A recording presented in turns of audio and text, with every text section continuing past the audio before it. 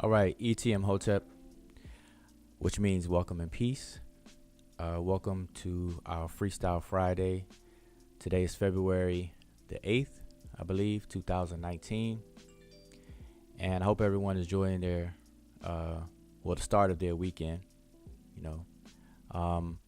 This is our Freestyle Friday, which is something that we started a few years back, and we're just now getting back into it. So please definitely check our archives to see any of our previous videos. All right. And just a brief history on the Freestyle Fridays, why we do it. In essence, Freestyle Friday is patterned, after how in hip hop you have rappers that will freestyle. And so, and that simply means, they kind of go off the top of the head, nothing kind of pre-planned, pre-written, and so we do the same thing, except we deal with the transliterations and translations of Sesh, Medew, Netcher, which most people know as Egyptian hieroglyphic writing. So in essence, we do transliterations and translations without the help of any books, no dictionaries, no sign lists, no resources and whatnot. And so what that does, it's fun, number one, and then two, it allows you to evaluate your knowledge, your proficiency, whether you memorized a certain amount of glyphs, memorized words and their meanings, and some of the formulaic statements and things like that. So this is something that we've done for a while, and we encourage everyone to do, especially if you're learning and you feel a little confident in your use of the tools. All right, so we started that out, and so this is what we have going on, Freestyle Fridays. But before we move forward, we always recite the offering formula. All right, and let's see, who do I have here with me? We have son Sean, who's with me, who's gonna hold it down with me for tonight.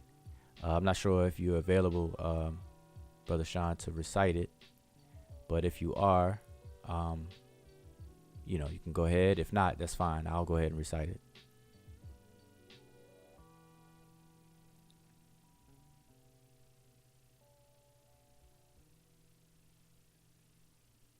Okay, so I guess it's on me.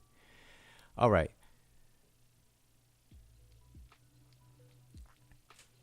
Actually, let me have my background elevator music going. So we're going to put that on hold. All right. So the offering formula. This is something that we recite, at the beginning of our sessions. So it goes as Hotep di Nasu, Waser neb jedu, Netcher a neb abju, Df peret cheru, Ti henket ka apet sesh menchet, Ket nebet neferet wabet anket netriim, in kani imaku aku makeru. All right. And that is the offering formula. This particular offering formula is a generic one. There's offering formulas that are much longer than this one, and there's some that are shorter than this one. But all of them have the same 4 elements or 4 components that make up the offering formula. All right. So the first part of this offering formula, Hotep di Nasu, is basically the opening phrase, letting you know that this is an offering in which the king gives. So this is a royal offering. All right. That's one element that's included in all of them. And then the next element would be a deity or deities that the offering formula involves. In this case, the deity is Wasir. Most people know as Osiris. All right. And then he has titles or epithets, such as Neb Jedu, Netcher a, and Neb Abju.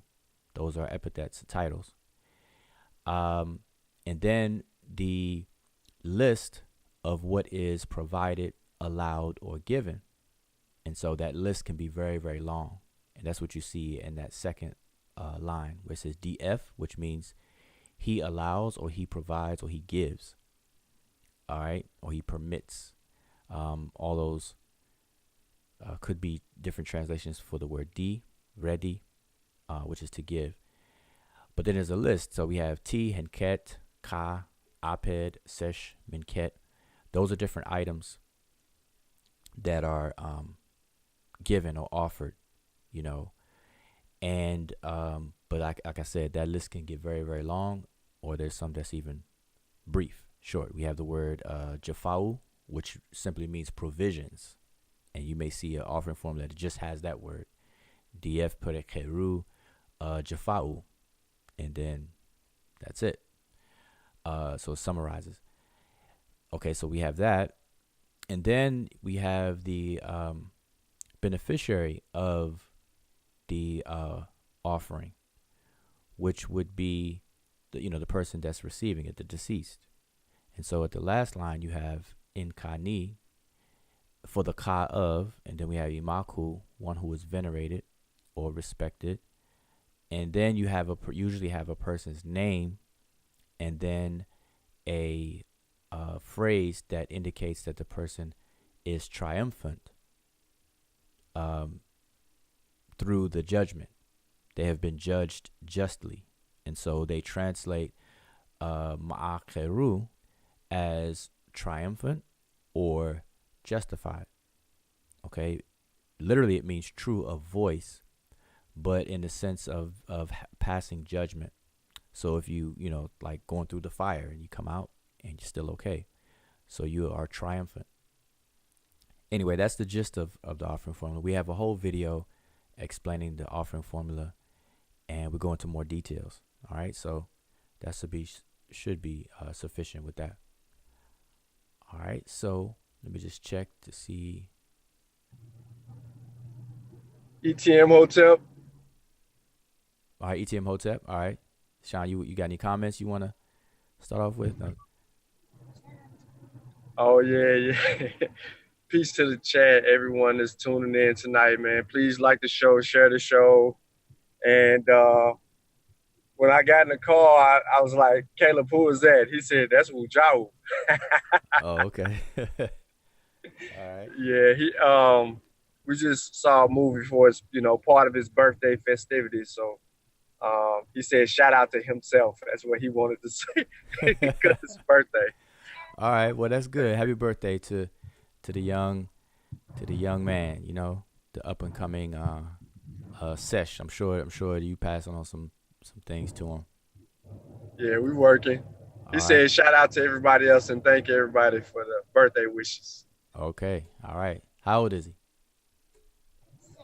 7. Oh, 7. All right. Well, Yep. there it is. He's 7, boy. He's about to enter that age right there. 7 years old. Yep. So that's good. So this is Caleb, right? To you. All right. Okay. All right. So there you go, Caleb. so he's 7. Okay, He's that's good. smiling. All right, that's good.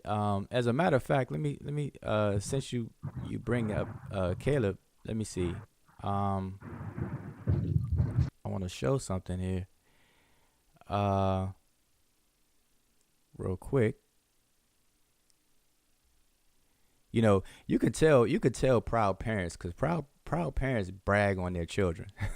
I think every parent brags on their child, but parents brag on their child. That's what you call proud parents. But so Caleb is 7 now. This is a picture of my daughter, my oldest daughter, and this is Ayana, and this is actually a still shot from the video that some people are quite familiar with. It's from the video where she's counting the Rodney Kemet numbers from 1 to 10. Where she goes wa, sinu, comp, fidu, etc. So she's counting those numbers in there, and she was 9, I believe. Yeah, about 9 years old when she did this video. So Caleb is not that far behind, that age in terms of getting involved and everything. So it's good that you pass some of those things on. But yeah, she was 9 when she did this particular video, and there's a couple of videos, and you can kind of see the time gap between the videos, because I think she did one when she was, this one was 9. She did one when she was 12, where she's talking about gender in the language. Um, and by the way, I believe these videos are on our channel, so you can look through the archives and see her explain it, you know. And then she did another one. But I do want to mention that you know, I try to share this with all of my daughters. I have 3 daughters, and Ayana's my oldest. But to keep it retained, you know, in school they go to school, so they get schoolwork. And you know, the school system, they're not going to teach them anything about the ancient Egyptian language. That's just not part of their curriculum. So, you know, to try to keep it fresh, every now and then I will, you know, take them through one of my, you know, classes, and I'll quiz them on some things, and teach them some other things here and there, you know, to kind of keep it fresh with them. So my oldest daughter decided to, you know, take the things that she learned, and in her skill as an artist, because she's very good at drawing, and you know, really really good at drawing, and now with graphics and things. And so the company that I have, Heka Multimedia, I have a branch, Heka Apparel, where, you know, different graphic designs are on clothing to and I, you know, kind of subtitled it Thinkware, because, you know, one of my goals was to create different, or use my talents, because I'm a graphic artist as well, and to create designs that create conversations that cause people to think. So we call it Thinkware, Heka Apparel Thinkware. And so, you know, my primary focus has been on Kemet, so I use different motifs and symbols from Kemet to kind of make statements, or, you know, create some interesting things to cause people to think. If they see it on your shirt or a hat or whatever the case is, they'll ask you, what, you know, what does that mean? And then it starts a whole conversation. You could talk about, you know, the Nile Valley and so on and so forth. So my daughter had, you know, been seeing me do that, and because she's good at art and everything, she wanted to, you know, jump in and create some things, but for her age group. You know, the thing about teenagers, she's 15 now, by the way.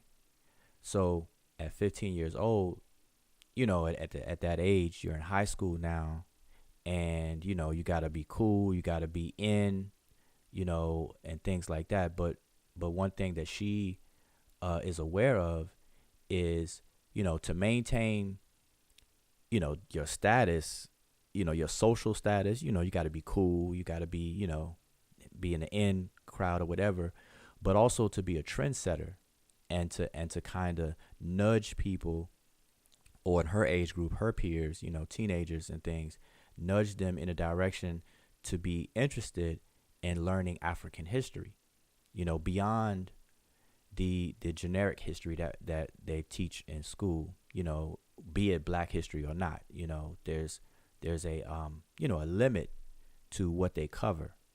And so, you know, she understands the kind of work that I do and things, and how I take it serious and things. So it's kind of rubbing off on her, which is good. Something that I'm definitely I'll take note of, that is rubbing off on her. But she wants to set some trends and kind of, you know, push the envelope with her peer group. And she has, you know, the right formula, the right strategy to do that. So anyway, so what I told her is, say, hey, well, listen, you could take over Heka Apparel. And that's basically, you know, what she started to do recently, which was to create some designs that could kind of, well, I mean, she's going to create a whole lot more, you know, probably more so to nudge her age group or whatever the case is. But she started off with a collection. Just want to show everyone, and hopefully everyone will even support. But this is pretty much these 4 shirts here that you see are coming from, you know, her ideas. And, you know, I'm just teaching her the ropes on how to do everything so that she can do it completely on her own, you know, basically from here forward.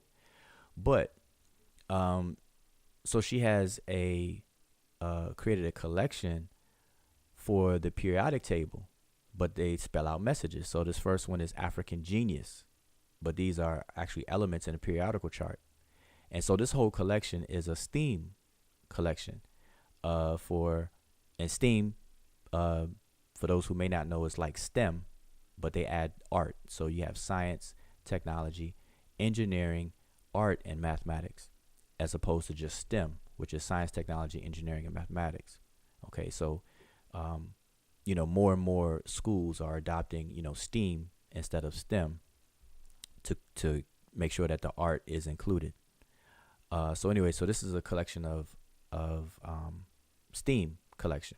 All right, and so she has African Genius here, scientific swag, and then think critically, and then this one here is stay woke with the eye. They say the eye of Heru, eye of Ra, etc. All right, so those are the 4 that she's done so far, and she has more that are catchy things that teenagers say and things like that. So those will be coming out that she's developing. We also have the Remage, which is the name that the ancient Egyptians referred to themselves as, the Remage, and the word is means the emanations of Ra, or the tears of Ra, and that's what they call themselves. And then of course another one here is Africa is in my DNA. All right, can't lose sight of that. So anyway, so please support. One of the things I told her is, in her pursuit of dealing with graphics and things like that, she wants to raise money to get herself an iPad Pro or something equivalent, and to take formal training in the Adobe line of software. So Adobe Illustrator, Adobe Photoshop, and things like that. She wants to get. I encourage her to get a formal training, take an actual course, because I pass everything. I pass things on to her myself and what I know. But also I would, I'm encouraging her to actually take a formal class so she can gain that experience. All right, so to do that, I want her to learn while she's learning, and so she's learning, the business side and the raising of money, saving funds, spending the funds, to as an investment, so she's raising money. So these shirts, all the profits from these shirts, I'm basically giving her the company. So all the money she's using or saving to get equipment and the training, and so that's an investment to further her skills.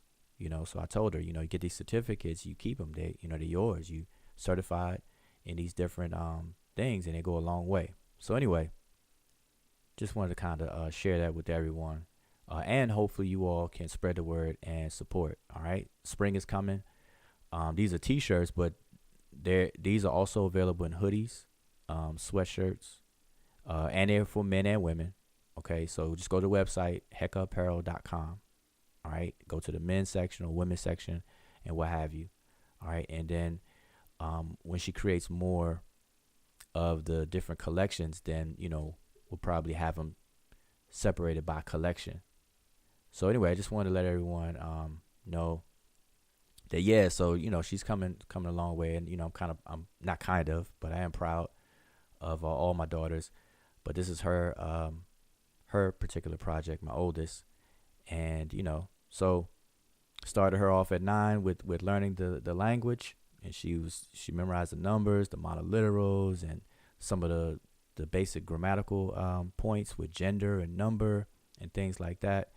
And so ever since then, and this is her at 15. This is her now. So you can see the difference from her 9 here, and then where she is now. All right, so I'm proud of her. That's anyway, that's her. So Caleb, I don't know if you're still listening. Hopefully hopefully this will inspire you, along with your father, sharing information with you and everything like that. And Keep up the tradition. And yeah, I'm sure you're gonna be a scribe. All right. So I don't know if Caleb's still listening, but yeah. All right. He said when you was talking, he was replying. He said, "I'm listening." He said, "Okay." Oh, okay. All right. Good. Good. Okay. All right. So I don't know if you can see my screen, but yeah. So never too young to start. So he's turning 7, so that's good. He just turned Yeah. 7. All right. Well, that's good.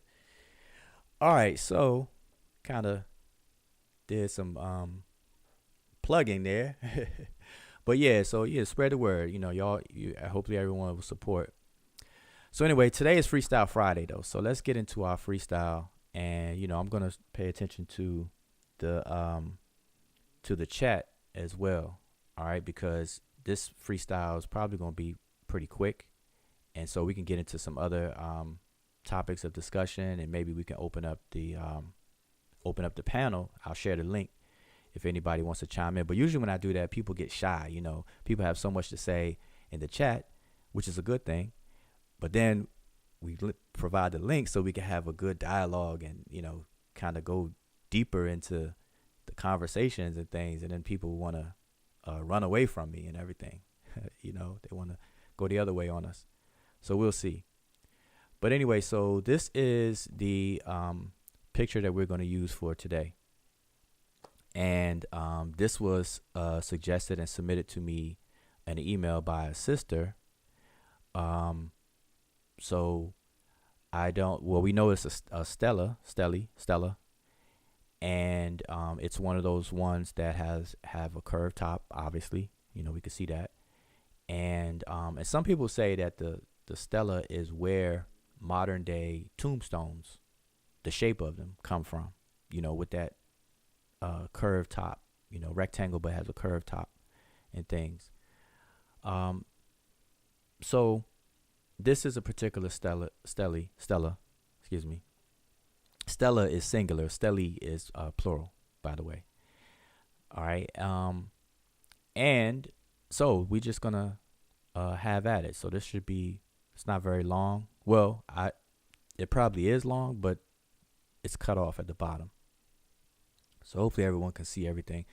Now these numbers at the top, ignore those for now. I just have those there because I'll place them in places so that everyone will know what areas we're talking about. Okay, so right now these numbers don't mean anything. Okay, all right, and the arrow is not pointing. I just have that on standby. Okay, so let's see. I think I saw someone else come in. If anyone else came in, if you would like to introduce yourself, and give a shout out to the listeners.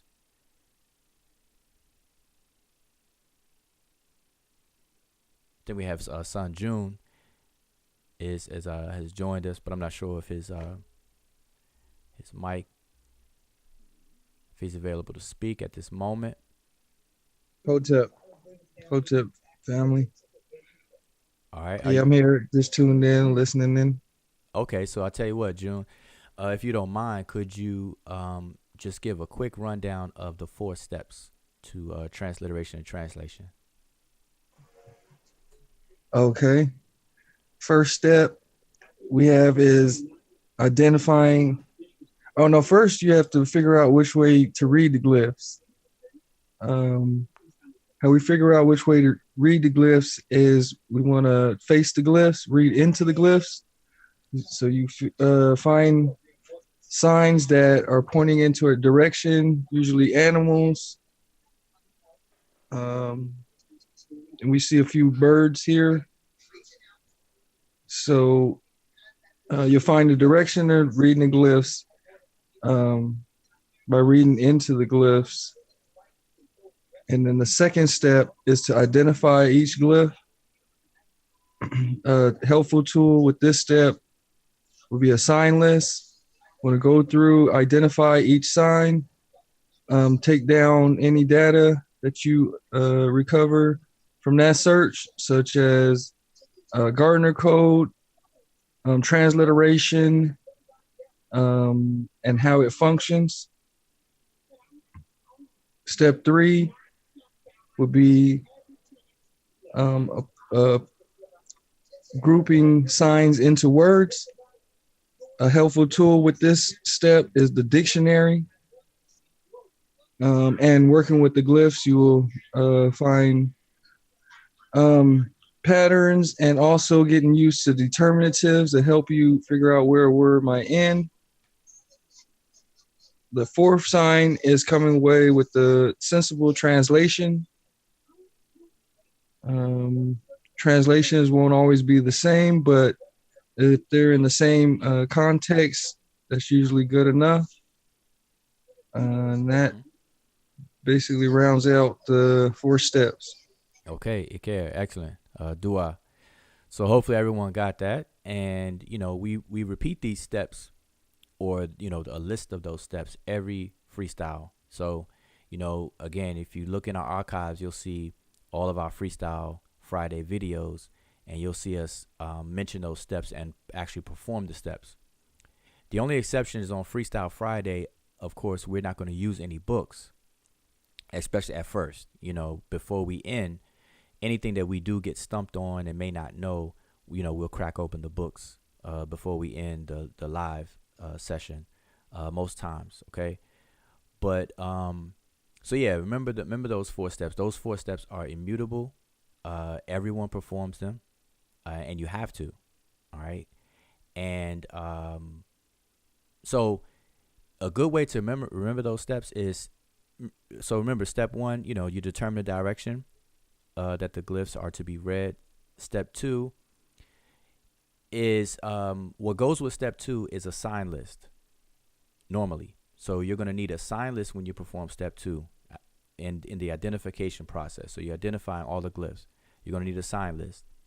Step 3, as Sun Jun said, is the grouping of the words to be able to look them up in dictionaries. The goal of step 2 is identity. You want to identify the glyphs. The goal of step 3 is to find out the meaning of words. So with step 3, of course, you're going to need a dictionary. Okay. And then step 4 is to come away with a sensible translation, which means at step 4, you're going to have to be a little knowledgeable about grammar. Okay. And so this is why we say walk away with a sensible translation. You have to be a little familiar with grammar to be able to put these words that you now know the meanings of, and to make it make sense in English. Okay. Because it's very, very rare, if not at all, where you can do a 1-for-1 translation from a source language into a target language. All right. So we understand that. And so translation is usually described as a science and an art. All right. There's a science to it where you have to follow methods, but then there's an art to it in, your word selection, because there's a lot of synonyms in languages. Okay. And so you'll get different translations based on different scholars, but they should roughly say the same thing. You should walk away with, the same area code, so to speak. All right. And a good example I always give is Hemet Nesut, which could mean a couple of things. Well, it means the same thing, but it could be expressed in a different way. So Hemet Nesut could be expressed as royal wife. Somebody may translate it as wife of the king. And then a third way, somebody may translate it is queen. They may simply say queen. Okay, so that's just an example.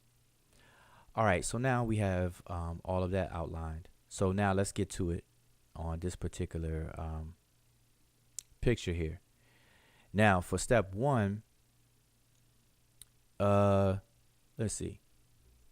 So Sean, I'm not sure if you are still available to speak. I know you're in transit and everything. But we have someone else that has joined us. So I don't know if you want to, quickly introduce yourself, give a shout out to the listeners. Ủa, chắc mình Emika.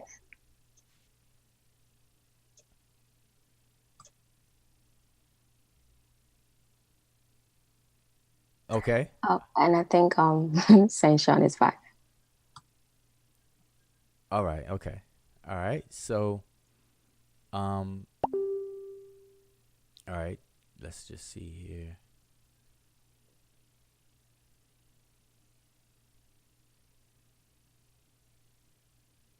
Give me 1 second here.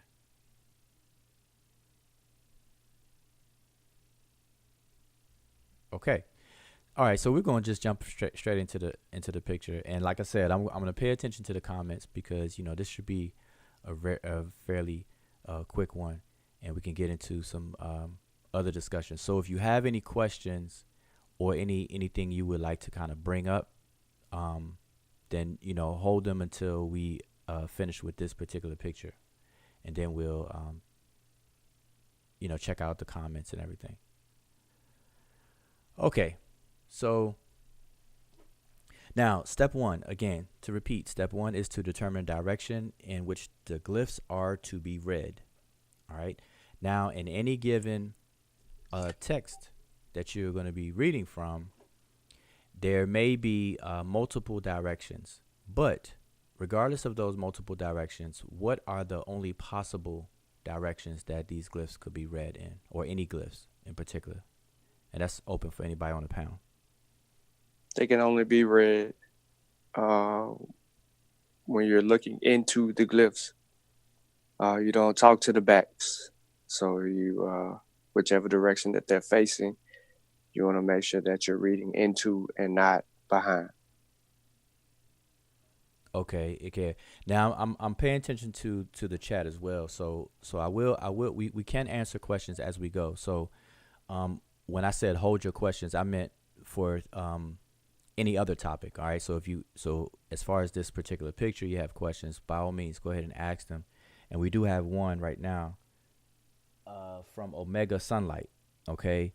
And they ask, which would be the chief indicator of which way to read the glyphs if there are multiple animals facing different directions? So that's what we have here in this particular picture. So your question definitely applies to this particular example that we're using for tonight. So and I believe the brother Sean just answered you, but in case you didn't connect what he just said to your question, just to repeat it, first, the only possible ways that the glyphs are written is in two orientations and two directions. Now, if you were to research and look this up and you read the different books, most people will tell you that the glyphs are read in 4 possible directions. But that's kind of misleading, or it's a little blurry when you say it like that. It could be read in four different directions, because when you say that, then people think north, south, east, west, up, down, left, right, and that's usually where that problem comes from, where people believe that you can read the glyphs in all 4 directions based on cardinal points. So the better way to learn that, or to understand it, is 2 orientations and 2 directions. And so 2 and 2 is 4, and that's where they get that 4 from. But the 2 orientations are either columns or rows. Okay, it's just that simple. Columns or rows. And then the 2 directions is you're going to be able to read them left to right or right to left. And that's it. That's all you have to remember. Either they're in columns or rows, or you're going to read them left to right or right to left. So now, to answer your question, and to repeat what Sean said, is that you always face the glyphs. You read the glyphs as if you're facing them and having a conversation with them. Okay, and that's very easy to remember, because also, as Sean said, we never talk to the back of each other's heads. If you're talking to someone, so you're not going to talk to the back of the glyphs. You're going to read the glyphs facing them. So you're going to read into the glyphs. Okay, so you read into the glyphs. All right, and that's pretty easy enough. Now, with that being said, there are some glyphs that are considered non-directional.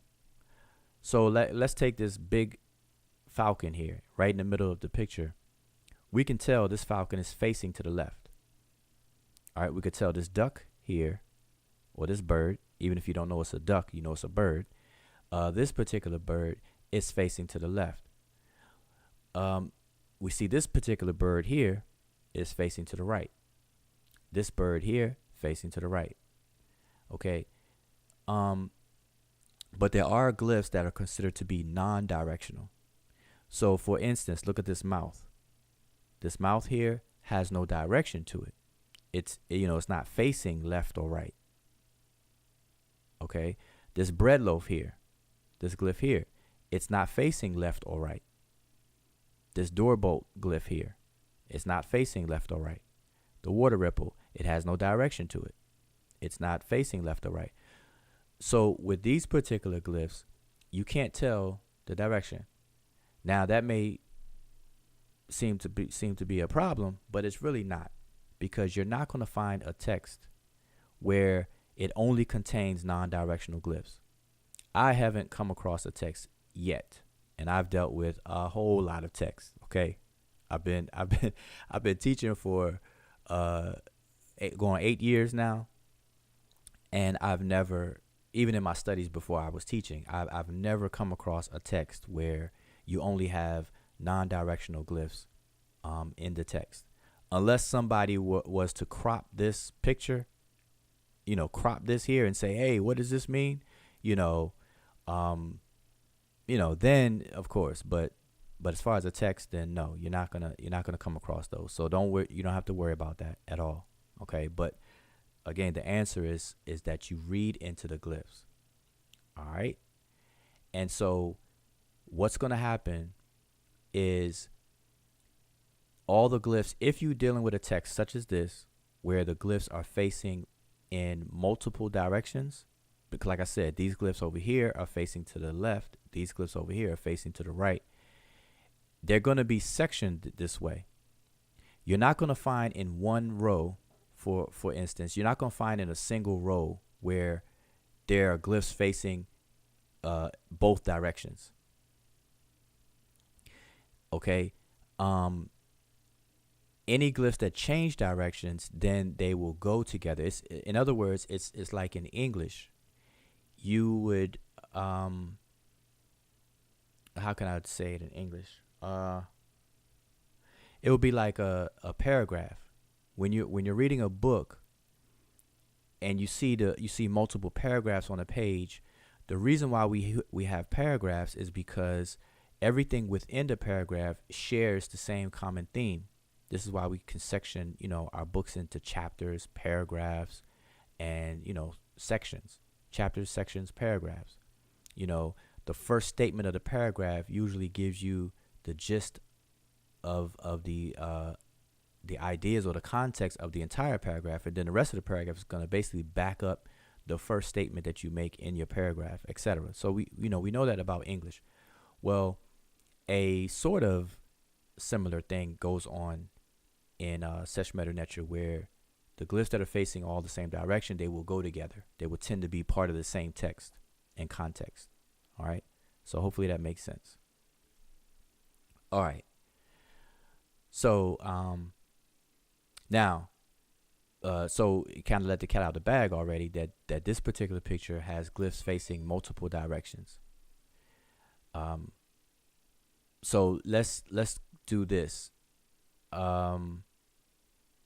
Because I have the cursor here, this set of glyphs here in this middle section, they're facing to the left.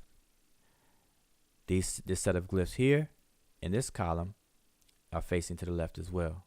This third column right here, they're facing to the left. The glyphs here in this particular row are facing to the left. All right.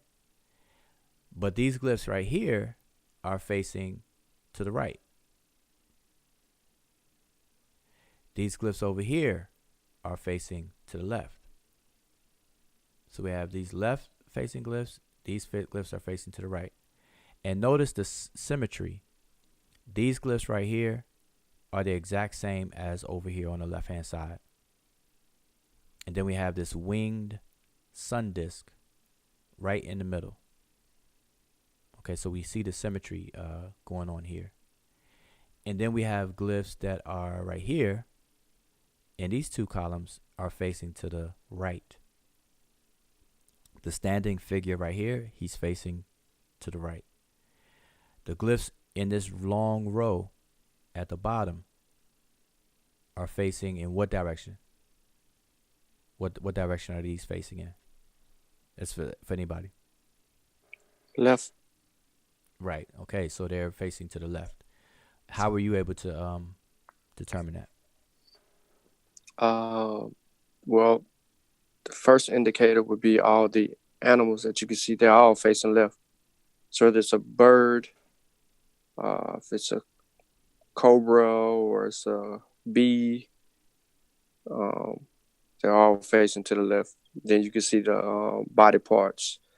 You see the leg with the foot, it's facing to the left.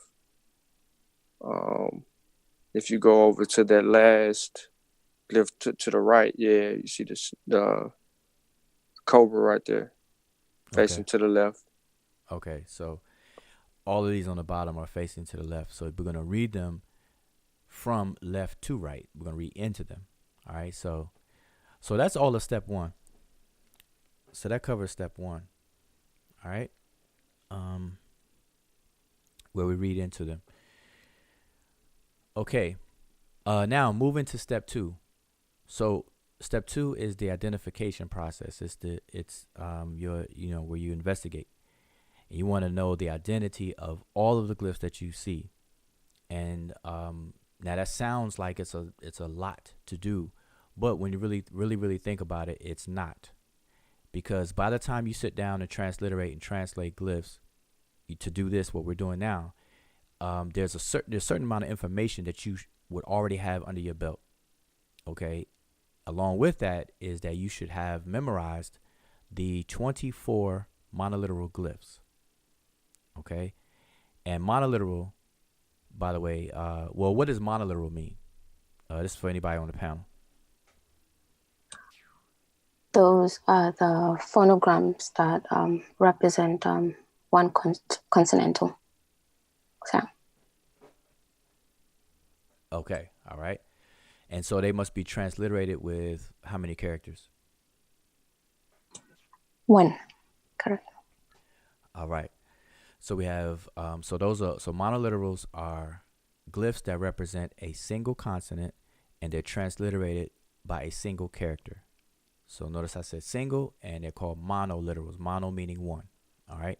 So there are 24 of those and you should have those memorized by the time, you make these attempts to do transliterations. All right. So in step two, you can exclude those because you already know what those are.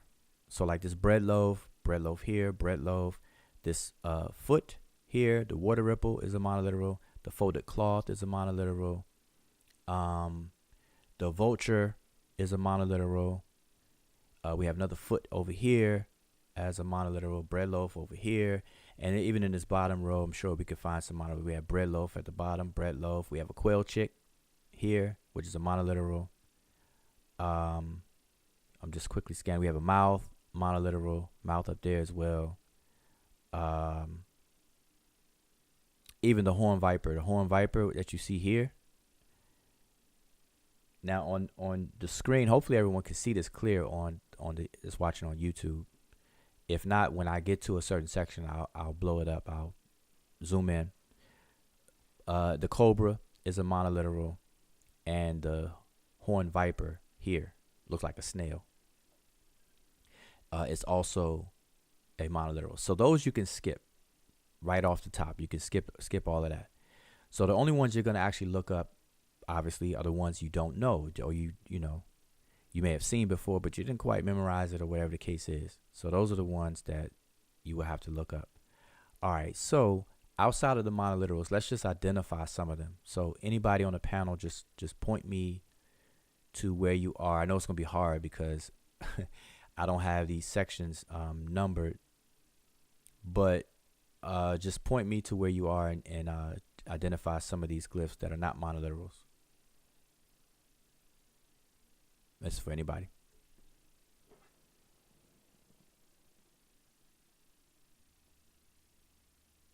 No, so if unless MK you want to go first. You good? All right, so I'm gonna start on the right hand side of your centerpiece. All right. You said name some monoliterals. No. Outside of monoliterals. Okay, all right. So I'm gonna go with the pintail duck. That'll be a buy, Okay. and it is sa. That's lowercase a. I mean lowercase s, capital A. Sa. Okay. We can do the sun behind it, which would be ra. Okay. Okay, that's two biliterals right there. We can go below where the Shanu is and go over to the right, to the little, the glyph that looks like a pyramid. Mm-hmm. That's another biliteral that we see there. Okay. And above the that that pyramid shape is DI, and above it, where we see the flag, and then it looks like something that looks like a paddle or whatever. Below those two, is the basket. So that's Neb. That's another biliteral that we have there. Actually, let me So use the arrow. I'm sorry. Let me Okay. just I want to make sure it's clear to everyone that are watching. I'm over here pointing, but I'm not sure if people can see my cursor. So you pointed out. I'm just gonna go back. Yeah. You pointed out the pintail duck, which was here. Mm-hmm. You pointed out the sun disk, and then I believe you pointed out the conical loaf here. Okay, so now I'm with you. So now you can go ahead. Okay, and then the V30, the basket. That's Neb. All right. All of those are biliterals. I'll stop right there, and then someone can do the tries. Okay, so yeah, so let's identify a couple of triliterals. Okay, so I'll go ahead where Senshan left off, and I can see right at the top of the basket. Okay. We have the two glyphs. The first one, both are triliterals. So the first one is the flagpole or the standard, which will be Netcher, and that will be in uppercase T and R. Okay, I'm not sure why my arrow's not moving now. Yeah, it probably likes the nib. But yes, yeah, exactly, that one. So that's Netcher. Mm-hmm. And then the next one will be the one next to it, which will be Nefer, which is NFR. All right.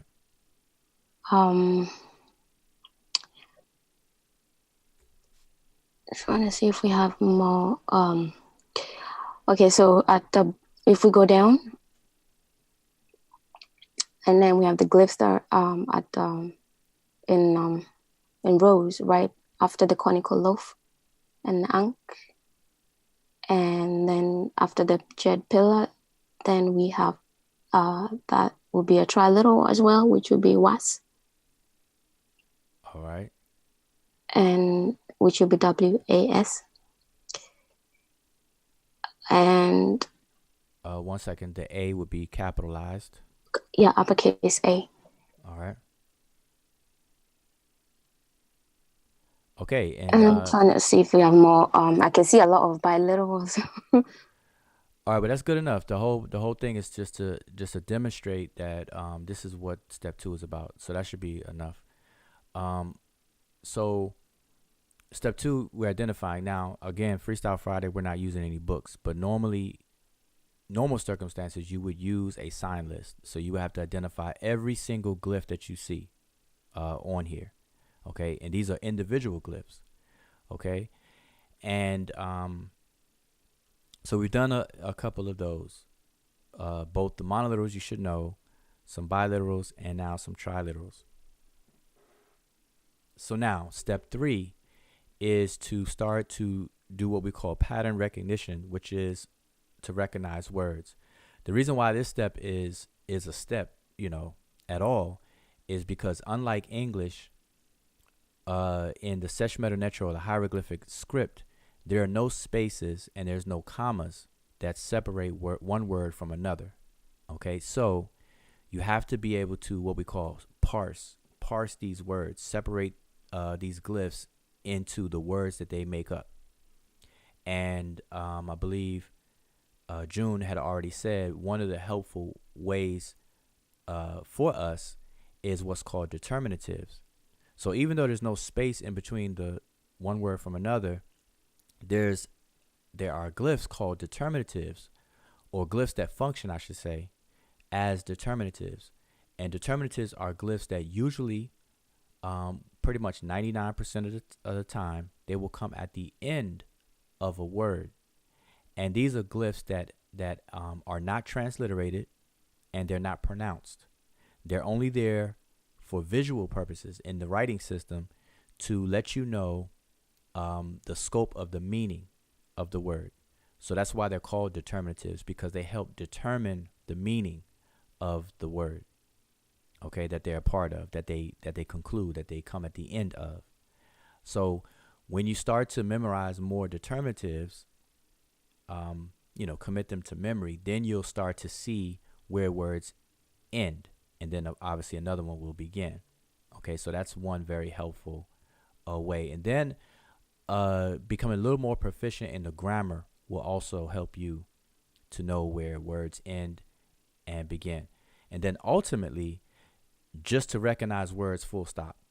The same way in English. Like, for example, if I were to just pull up this sentence here: my brother's old beat up car makes a lot of noise. Now in English, it helps us because these words are separated by spaces. But even if I were to take out the spaces, because we use English on a daily basis, and English, for most of us is our common tongue and our mother tongue as well, that we will still be able to read it. And the reason why is because our minds tend to lean towards patterns. It wants to recognize patterns. We're not going to look at the word car and this A inside of it individually. Our minds don't say C-A-R. It grabs the whole word because it recognizes the whole pattern, car. And, we've done exercises to demonstrate that this is exactly how the mind works. All right. In fact, it's in one of our books where we deal with the topic of whether or not the hieroglyphic writing system has been deciphered. We break all of that down. All right. So just to let you all know that that's what step 3 involves. So for the sake of demonstrating to everyone step 3, let's point out a couple of words, and then we can actually translate this whole entire picture for step 4. Now on Freestyle Fridays, so everyone would know, we have to combine step 3 and 4, kind of like together and go back and forth, because again, we're not using any books and, we're just freestyling. But normally you would obviously go through step 1, then step 2, step 3, and then step 4. Okay. So now for step 3, let's just identify a couple of words.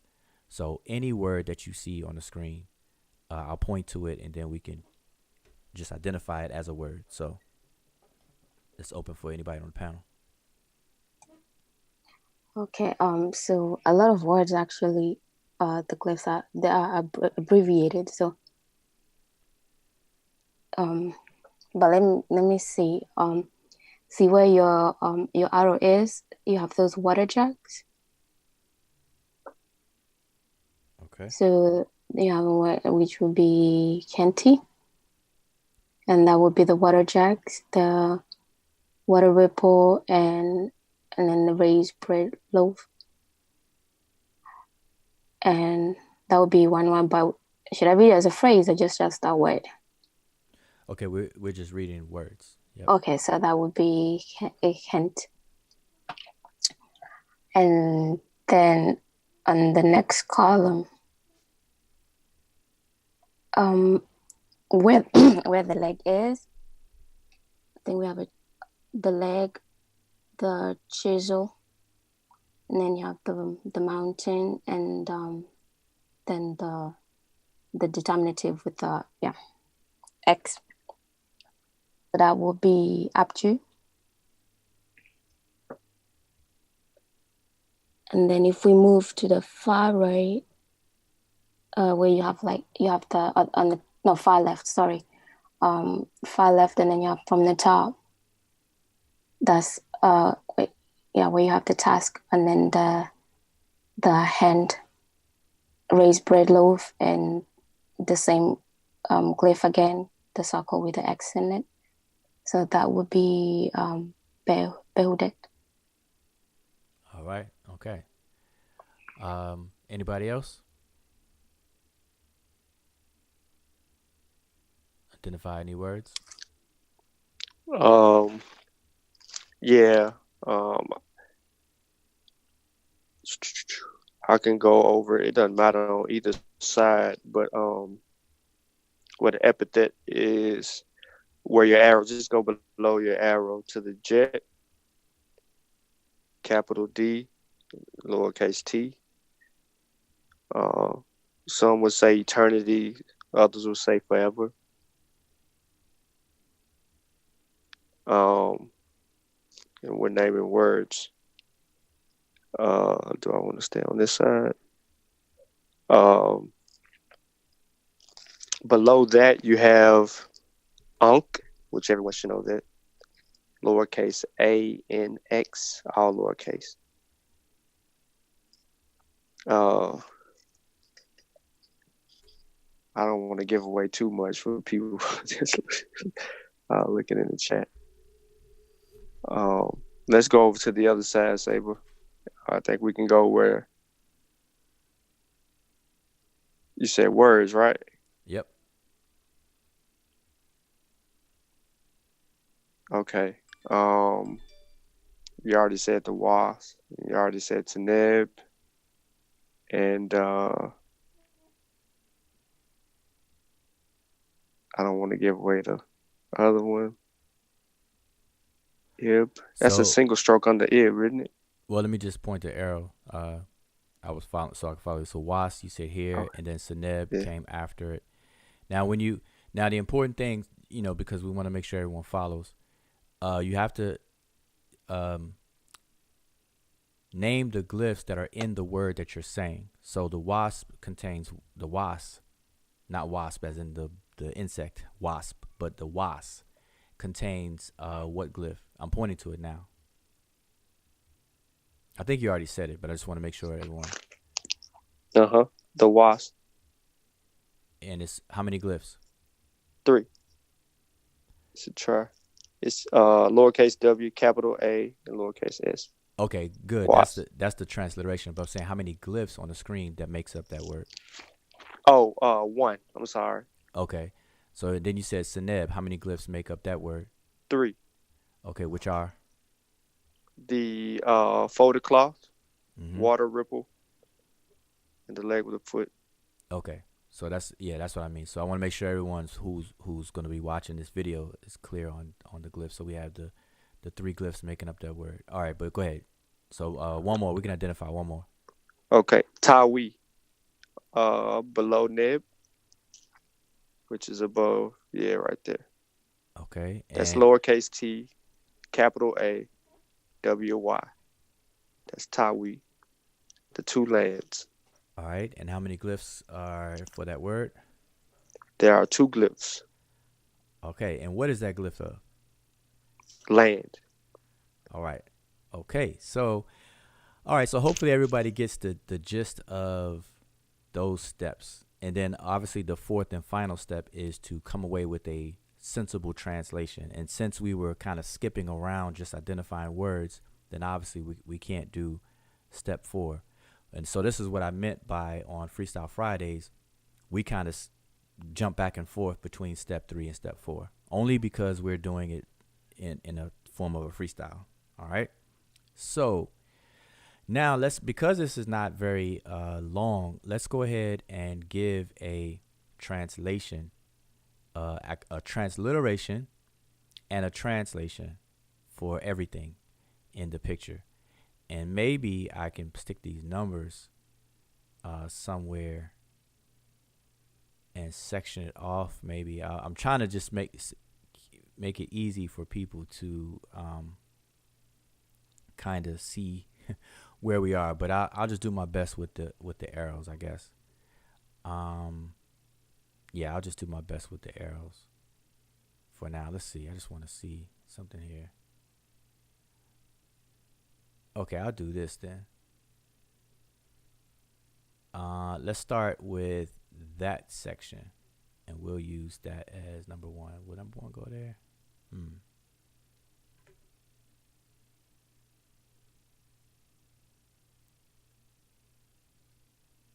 guess not.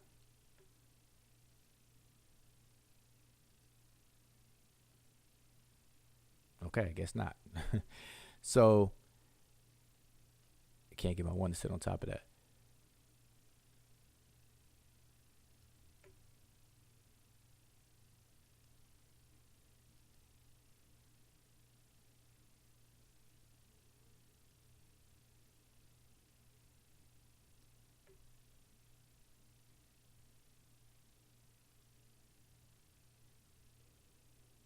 Okay. Well, anyway, go ahead.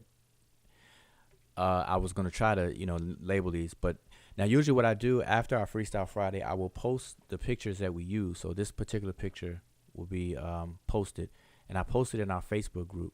So if you want to chime in and get some practice in and give your, transliteration translation, then make sure you join our Facebook group. Our Facebook group is Sesh, is under the same name, Seshu Ma'ani Medew Netcher. All right, so make sure you join the group and you participate, and we have a whole lot of information in the group. Okay, so and it's a educational focus type of group. So feel free to share information, feel free to ask questions, and actually learn from other people's questions and statements and all that good stuff. All right. So anyway, so let's go ahead and get through this. So this section here, hopefully everybody can see my cursor. I was gonna try to section it off, but we're gonna ignore that for now. But let's say this section here that I'm pointing at, Son of Imikat already gave the meaning of this, which is behudet. And notice that it's the same thing on the left hand side, behudet. All right. Now, what symbolizes behudet, just so that people will know, is the wing sun disk. So this curved wing sun disk in this case is the symbol or glyph, a composite of glyphs actually, that represent behudet. Okay, and behudet is a location, it's a city, and we know it's a location or a place name, technically called a toponym, because of this particular glyph here. This glyph is Gardner code 049. And by the way, for those who may not be familiar with Gardner codes, there are codes that organize and categorize all of the glyphs. All right, so all of the glyphs that are in common are put into certain categories. So M, as in Mary, for example, that category contains all the glyphs dealing with vegetation. The glyphs G is a category for all the glyphs with birds. So this particular glyph here will be G1. The quail chick down here, as I said, will be G43. And I don't see an owl, which we normally would see. I'm surprised I don't see an owl anywhere in this picture here. But anyway, the birds will be in G. Okay, so just keep that in mind. Even the falcon here, G5. Okay. So the Gardner code 049, that's what I was saying here. So that's behudet. All right, so now we know we have behudet and behudet on both sides. So we're dealing with a place or a location. So now, where should we begin? Anybody have a suggestion? You mean on a whole inscription? Yes. We could start from the center. Okay. Which would be this here. Right. All right. So since you said where we should start, the mic is yours. Oh, okay. So we have a name in a Shrek, and it's pretty damaged, but I'm going to guess it's Ankh Mesu. Okay. All right. So let's pause for a second. Because remember, we have people that are watching and everything. So the when you say name, the kings in Kemet, they have after the 5th dynasty, all of the kings had 5 names, 5 royal names, usually called a royal titulary, and it was consisted of 5 names. And just to quickly, we did a whole show on the names, so definitely go into our archives. But to quickly list the 5 names, we have the first one, which would be the Heru name. The second one would be the Nebti name. The third one would be the Heru of Gold name. And then we have the throne name, which is in the Shenu, and then the family name, which is also in a Shenu. So the throne name and the family name are the 2 names that are in Shenu, what people are maybe familiar with being called cartouche. All right, so those are the 2 names. The other 3, a lot of people may not be as familiar with those, but each king after the 5th dynasty had 5 names. Okay, so this particular name here is which of those 5 names? So that would be the Horus Hebrew name. Okay, exactly. All right. So the name of this particular king, obviously we know it's a king because only the kings had their names styled this way. Okay, so that's why I'm saying king, and I'm jumping forward in saying that. Okay, so now this particular Heru name is that we see the falcon perched on top of what? What is that called?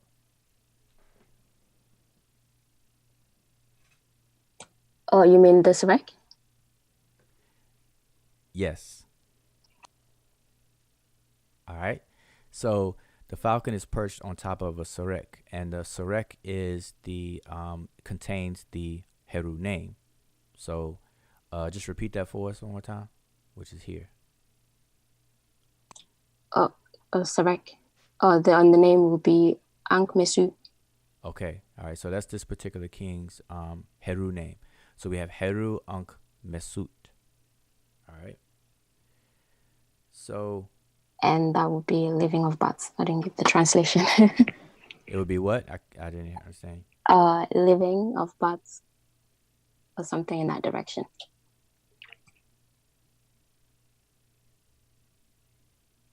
Okay. I'm just sorry to say it one more time. Living of bats. So you have Ankh, which is living, and then Mesut, bats. Okay. All right. All right. And so where do you want to go from here?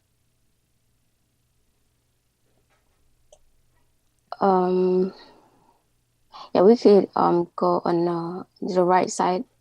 I think we've done most of that. So then you have the Sarah name. Okay. So yeah, at the top you have Sarah, which Sunshine already mentioned, and then you have and that's a different name for the king, the Sarah name, and then you have the Shenu, and then inside the Shenu you have Sun Westeret. Okay. Which would loosely translate to I think S, or we say S and Westeret, or man of Westeret, but we say Sun Westeret. Okay. All right. So hopefully everyone understand that. And I'm monitoring the chat, and I see a couple of questions. So let me pause here for a second to make sure we address it, because I don't want it to go too far. Let's see. Let me just back up a little bit, because again, I encourage the interaction and any questions while they pop up. So let's see. We have Mika 1 says, "Give it away. Why the secret?" Oh, I think she was referring to Sean when he said, "I don't want to give it away. I don't want to get away." Okay. Let's see. Christopher Withers has also chimed in. He said, "Masut within the Sarek." That's true. We just went over that. And he's identifying some words. So Christopher Withers is on a roll. Okay. So he's ahead. So he identified some words there. Omega Sunlight asks, "Is Gardner the best to use for reference?" Gardner is best to use for reference, asking a question. Gardner is used for the codes, okay, and that's really the only value of the Gardner codes. The Gardner codes doesn't deal with meanings or anything like that. It's just a reference catalog. Okay, so for example, if I wanted to talk about a glyph to you, and we're talking on the phone, or I'm talking like how I'm talking now through YouTube or whatnot, I can tell you all the Gardner code, and you'll know exactly what glyph I'm talking about. Like, for example, if I say, "Hey, the twisted flax," and I'm talking about the twisted flax, you may have no idea what that is or what that looks like, and I may not be able to draw it for you because we're talking on the phone and you can't see it or what have you. So I tell you, "Hey, well, it's Gardner code V28," and then you could look in the sign list, look for V28, and then you know exactly what I'm talking about. Okay, so that's the usefulness of the Gardner codes. They're only have their application in terms of a reference for identity purposes. Okay, so the answer is yes. Gardner codes are they're used, and we suggest everyone use them for that reason. Okay, Gardner codes don't give you any meanings or anything like that. Okay, they're just a cataloging feature. All right, so okay, so Emiket, I'm sorry, if you want to continue, since you're on the roll. Okay, so if we continue in the same direction, then after that, on the next column, which would be the third column, on going right, so we have Netcher, Okay. Neptawi, so it would be the beautiful god or divinity, Lord of the Two Lands. Okay. Neptawi. All right. Lord of the Two Lands.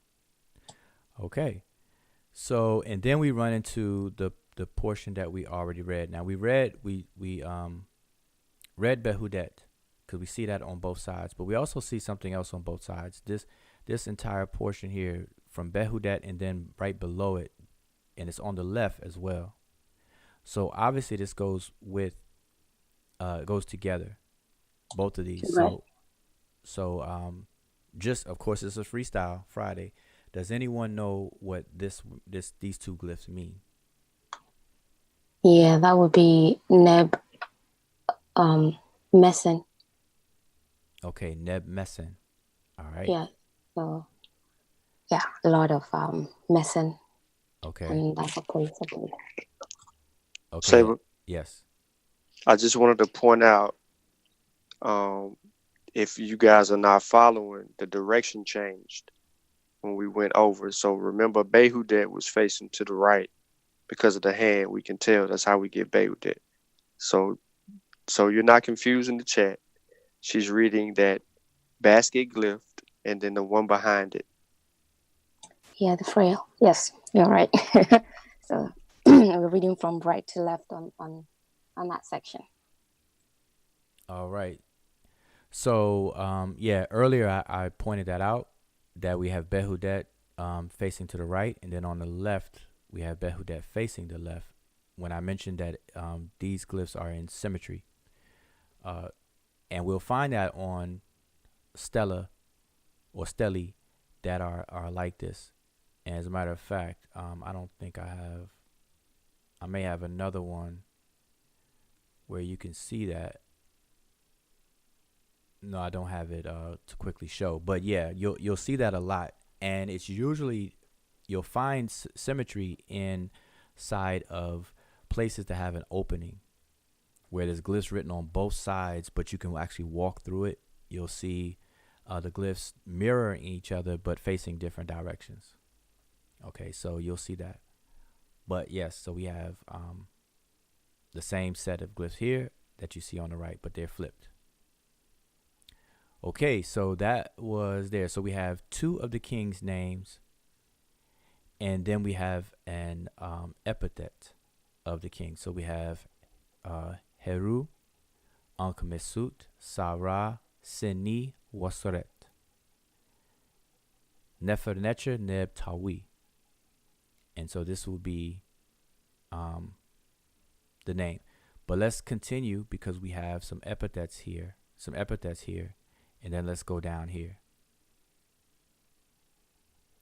So who wants to tackle this section here, this row?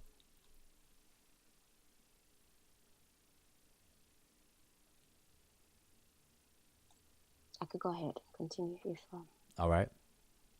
so we have D Ankh. That's the first. Okay, D Ankh will be the first two glyphs, and then Jet Was, Seneb, Mira, Jet. Okay. So that would be given life, stability, dominion, and health, like Ra, Mira. So that's honorific transposition going on there. And then Jet, given and life, like Ra, forever. Okay, so we have D-Unk, Jed, Was, Seneb, Mira, Jet. Given life, stability, Jed, Was, dominion, Seneb, health, Mira, like Ra, Jet, forever. All right, so that's what we have there. All right. So now let's move over to flip this around. Now we're going to move over on this side. So what do we have here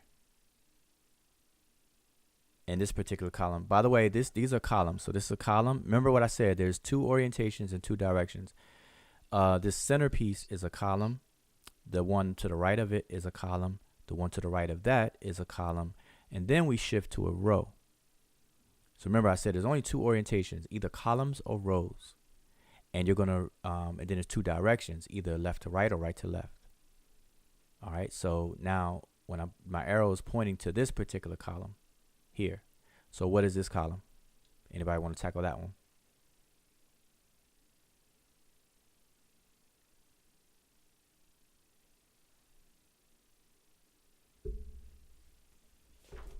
Nope. Okay, I can do that. So we have the on the first column we have Kenti Amenti. Okay, but let's back up. Let's go. Oh, let me get my cursor here. Move this. I don't know why I can't get my arrow here. It will not let me pick up my arrow. Okay, let's do this.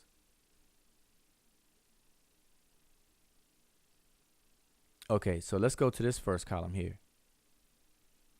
This column. And so let's read from this column on over.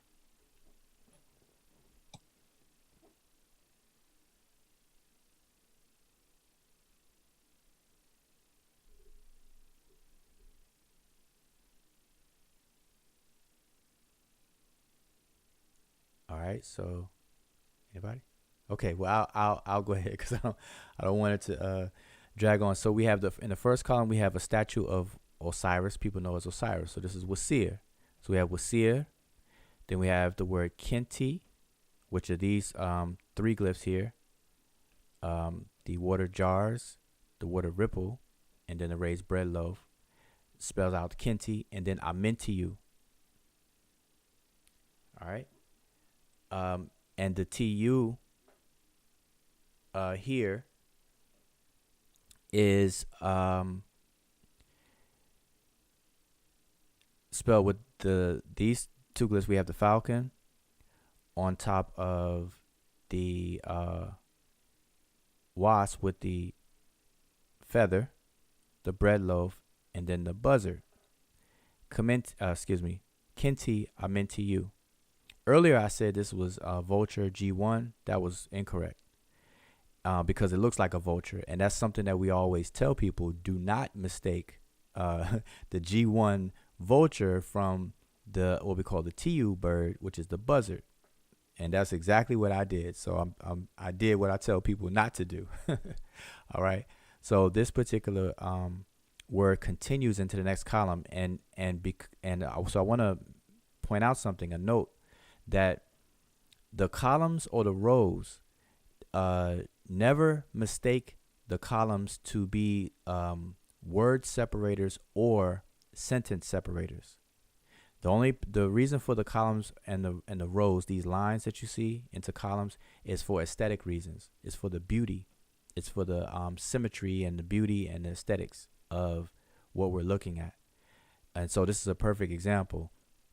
The last glyph for this particular word is in the next column.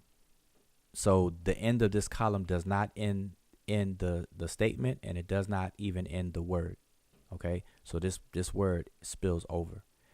And in English, it would be similar to us hyphenating a word when it comes to the end of a sentence. You know, when you get to the margin, the right margin, sometimes you'll see text that'll have a hyphenated word to continue. So we can think of it that way, but obviously there's no hyphens. Okay, so but you can kind of memorize it that way. So we have Wasir, Kenti Amentiu, and then we have Neb Abju. Okay, so this is Osiris or Wasir, foremost of the Westerners, Neb Abju, Lord of Abydos. Abju is a place. Okay, and here we see this Gardner's 049 again. Okay, these are place names or technically called toponyms.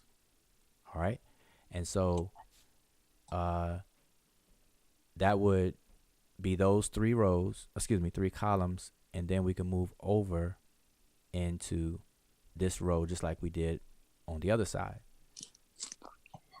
Yeah, I was also gonna add that I think with the bird and the one that you the buzzard, because somebody did ask about the Gardner code while we use them, and I think that's a good place to kind of let them know the importance of using Gardner codes when we're talking about the glyphs, because if somebody had drawn it, if you know, to show to somebody else, they'll probably look alike, like the buzzard, the G4, and the vulture, the G1. But since if we reference them using just the Gardner codes, we could say G4, and then somebody doesn't mistake it for the vulture in that sense. So that's why sometimes the Gardner codes come in handy as well. Okay, exactly. All right. Yes, exactly. Okay. Yep. And hopefully everybody made note of that. So that's a perfect reason why we use the Gardner codes. All right. So don't mistake this for the G1 vulture. All right. So to continue, does somebody else want to continue, or I can continue this one? I can take a stab. Okay. Was that DF?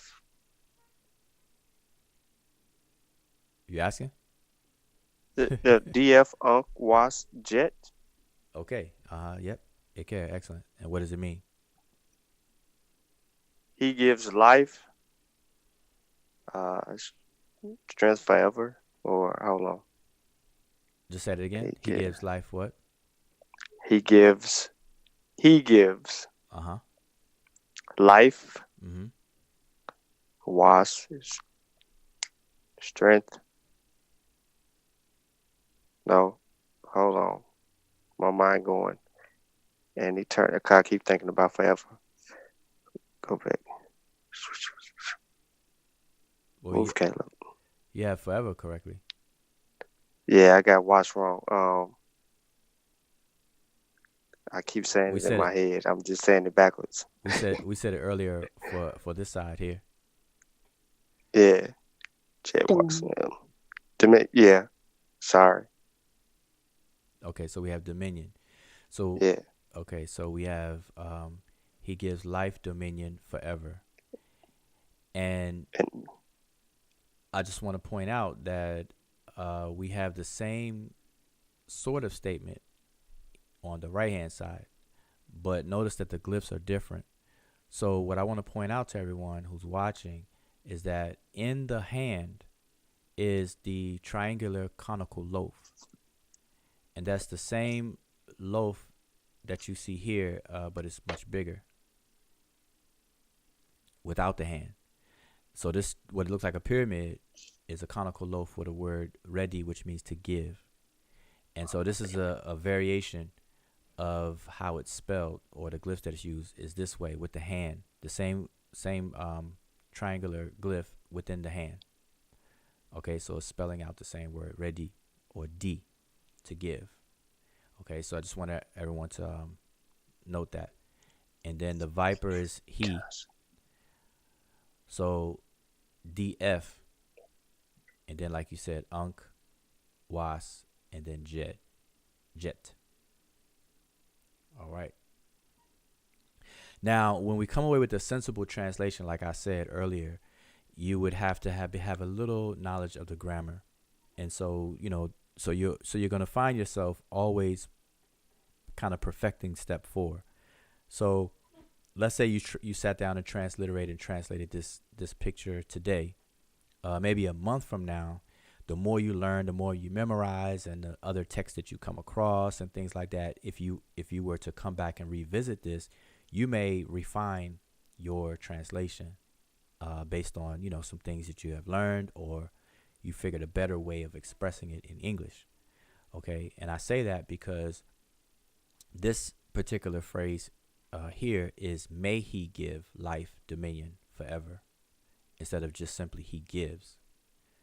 Okay, but that would be something that you have to gain and know, that it's more like a request. All right, may he.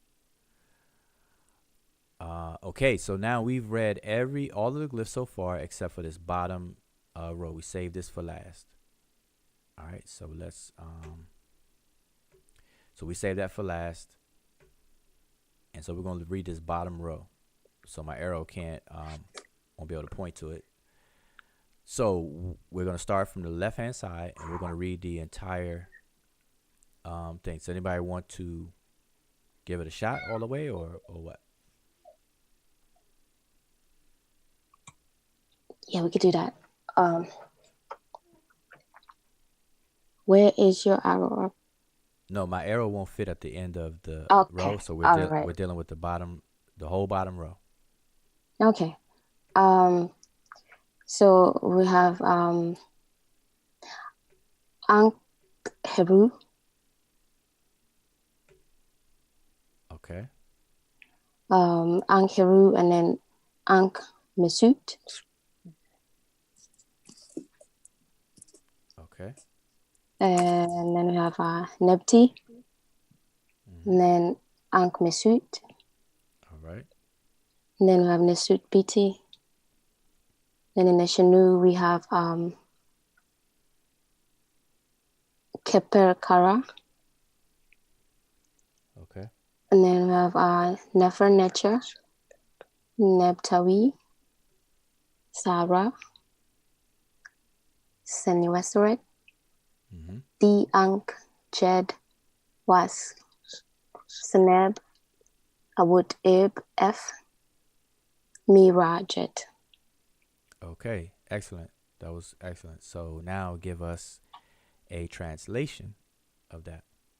Okay, let's see. So you have Living Horus, and then the name Ankh Mesut, and then the Nebti name, which is also Ankh Mesut. And then you have Nesut PT name, Mm-hmm. and which will be Keperkara. Okay. And then Good Divinity, Lord of the Two Lands. And then the Sarah name, which would be Senweseret. Mm-hmm. And then Given Life, Stability, Dominion, Health, and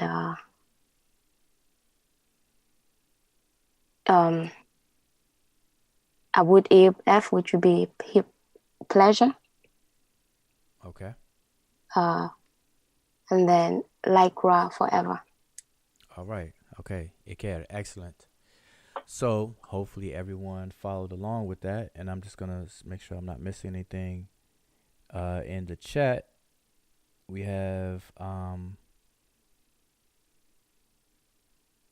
Okay, yeah. So everybody's on the same page. So Omega Sunlight just pointed out the difference in the bird, the buzzard bird. All right. Epithets are good for memory. Oh, that's Sean. Okay, so Sean is in the chat, making sure everybody's straight. Okay. So now remember earlier I said that after the 5th dynasty, all of the kings of Kemet had 5 names, and all 5 of them are commonly known as the royal titulary.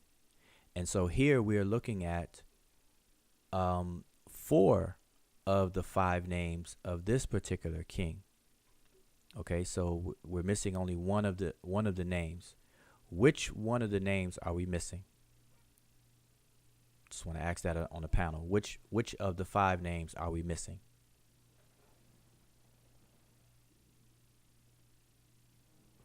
Not the name itself, but which of the 5 names?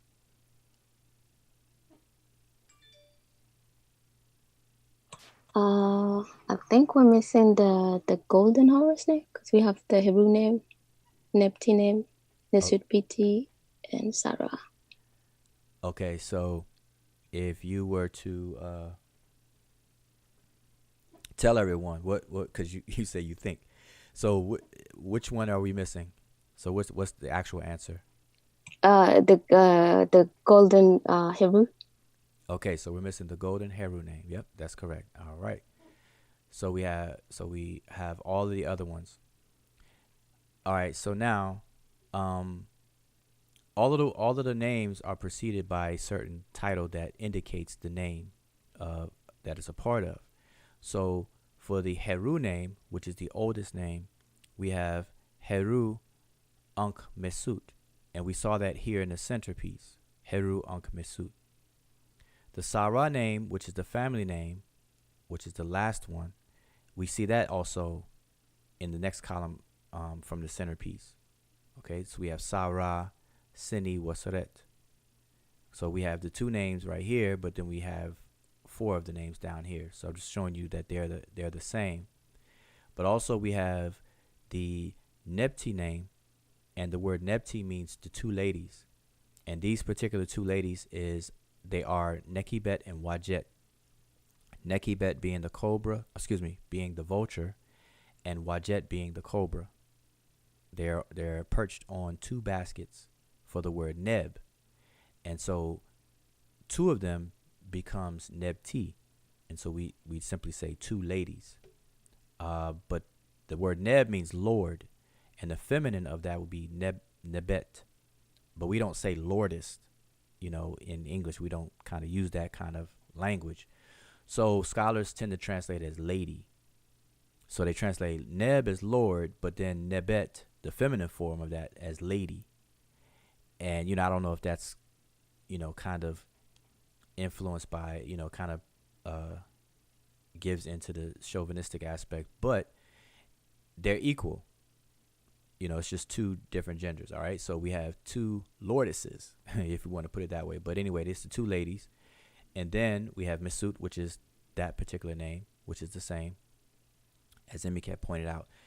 And then next we have Nisudbiti. But Nisudbiti is the throne name. Now the throne name signifies the ruler of both lands. Now notice over here in this 3rd column that we were looking at, let me put my arrow there. This 3rd column, we have Nefer Netcher. Then we have Neb Tawi, Lord of the two lands. So these two lands, we have the Nisud Biti, and I don't know why my arrow will not move anymore. Again.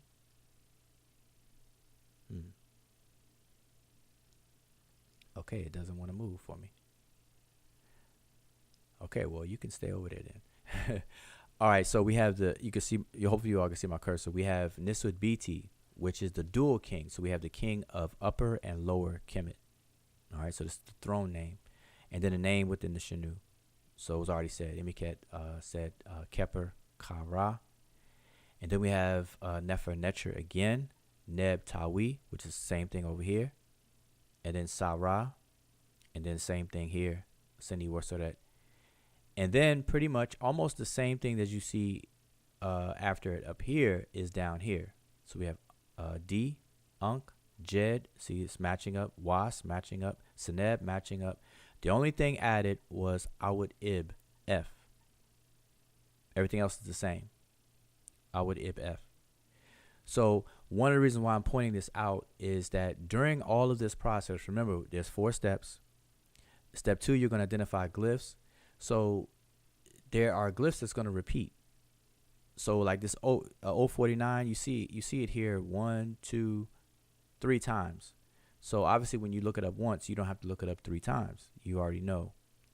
And then likewise for step 3, when you look up a word, you may see words repeated, and therefore you don't have to look them up again. So if you've already done this row, then this row will be easy for you. The only thing you need to look up is Awad Ib. Awad Ib F. Everything else is the same. Okay. And so there you have it. So she gave the translation, and we're pretty much done. The only thing I would add to the translation is when we get to this Awad Ib, it changes to may he be happy. So it's more so given life, stability, dominion, health, and may he be happy like Ra forever. All right, so that's pretty much it. So hopefully everyone followed that, and that would end our freestyle for this particular picture. Hopefully everyone can follow, with the arrows and where my cursor was. So now we'll take any questions. So we can kind of chime in on the chat if you have any questions or any questions about this, or even a question about something else. We have a little bit of time to spare, and we can just have some interaction here. And if any of you all see any questions that I might miss, go ahead and you can read it. I'm trying to. I don't see any questions yet, but I see Jehudi say that you have to let the glyphs speak to you telepathically. They can't be deciphered. Yeah, that's funny, but that's just a joke now. Jehudi, you got to be careful when you say that. You gotta let the joke be the joke and let people laugh, but make sure you come back and say you're just joking. You got to remember, these YouTube videos the chat is recorded with the video, and what somebody's going to end up doing is take a screenshot of your statement, and then they're going to say, see, Jehudi Ma'at even said that it's not deciphered, and he's on the Seshu, and so so remember that, Jehudi. You gotta come back behind yourself and put that in there, because somebody will screenshot. And, yeah, because people actually do believe you. Will take that seriously and not even see that it's a joke. Like, some people actually think you can read it telepathically. Exactly. Some people think you need magic. You got to learn magic to be able to read and write and deal with the glyphs, and that's just far from the truth. Don't listen. Anybody that tells you have to learn magic before learning these glyphs, just be cautious. All right. Yeah, but I think the funny thing is, though, that most people who say that, when it's time for them to actually read it, they don't read it magically. They actually pretty much take the translations that we will probably be getting. So So we can read it faster with that. They will probably arrive at the same conclusion, which doesn't really say much. I mean, if you can read it like we read it, why do you need magic? Yeah. Well, I can answer that. The reason why people will say things like that, they're people who don't know how to, and so they do these things to compensate for their lack of the ability to read, but they'll prop themselves up as teachers. And so we have a couple of people that we could point out that do that. They will pretend that they know enough to teach, and they'll demonize grammar. They'll try to turn people away from learning grammar. They'll try to turn people away from these 4 steps that we just discussed, and they'll say, hey, you got to learn the glyphs magically. But then when it comes time for them to actually do something, they do it normally. And then they use the Sesh's translation. Right. They use our translations, our methods and stuff. And when I say our, it's not so much our Seshu, but it's ours in terms of the correct way. We have the correct way, which is referred to as Tephesip. So it's just a long way of saying nothing. And, I just find that, that could be a little frustrating or disturbing, because then you run into the territory of people being, they could be classified as being scammers. They're just scamming you, or whatnot. All right, but usually scam is associated with money, but they're not always charging money, so I don't want to put that on somebody. But it's just. But time is money, so they're scamming your time. They're scamming your money. Yeah, but the point is, whether it's money involved or not, it's just not the way to go. It's not. They're pseudo, they're phony. All right, so we have to just be mindful of that. All right, so yeah, so I don't know. So if anybody has any other questions about anything, again, I want to say dua for those who are tuned in and watching now. And this is, I think, our 3rd Freestyle Friday since we started it back up. We were having it consistent every single Friday for a year and a half maybe, and we took a long break, and now we're back at it. So make sure you spread the word, and make sure you subscribe to our channel, and also click the bell so you can be notified when we go live. Okay, because sometimes we'll go live out of the clear blue sky, or short notice. We kind of have a bad habit of that, and I'll blame myself for that. But if anybody is a friend of mine on Facebook, they know that I'll go Facebook Live at the drop of a dime as well. And, because there's a lot of information that floats around. People post things and whatnot. So I like to go live to clarify and to explain things further than the limited comment section on Facebook. All right. So how about this? I've heard people say that Beudet means know thyself. Oh, right.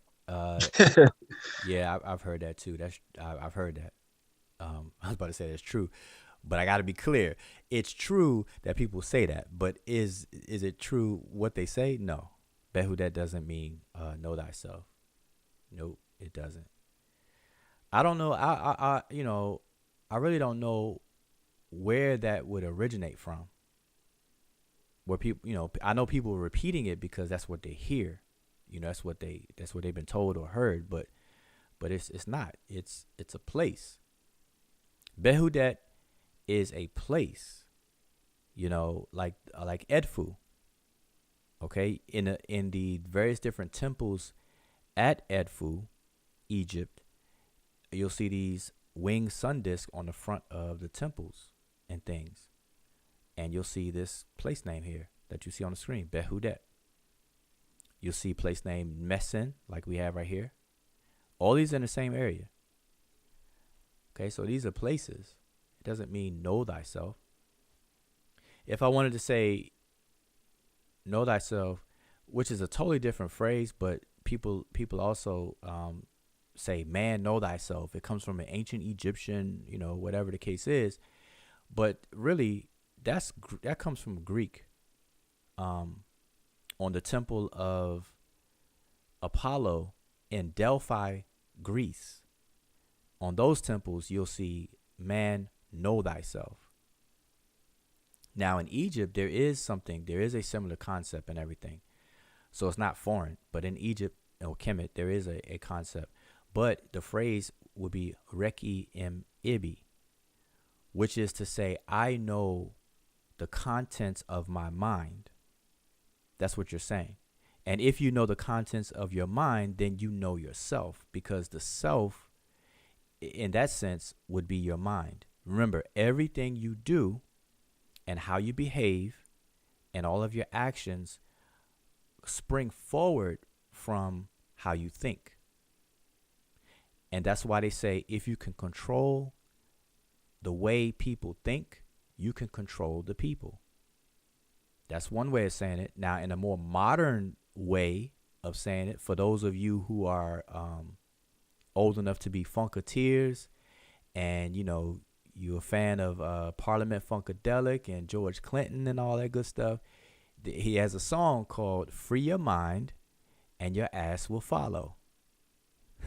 And that's to say that if you free your thoughts, your body will follow suit.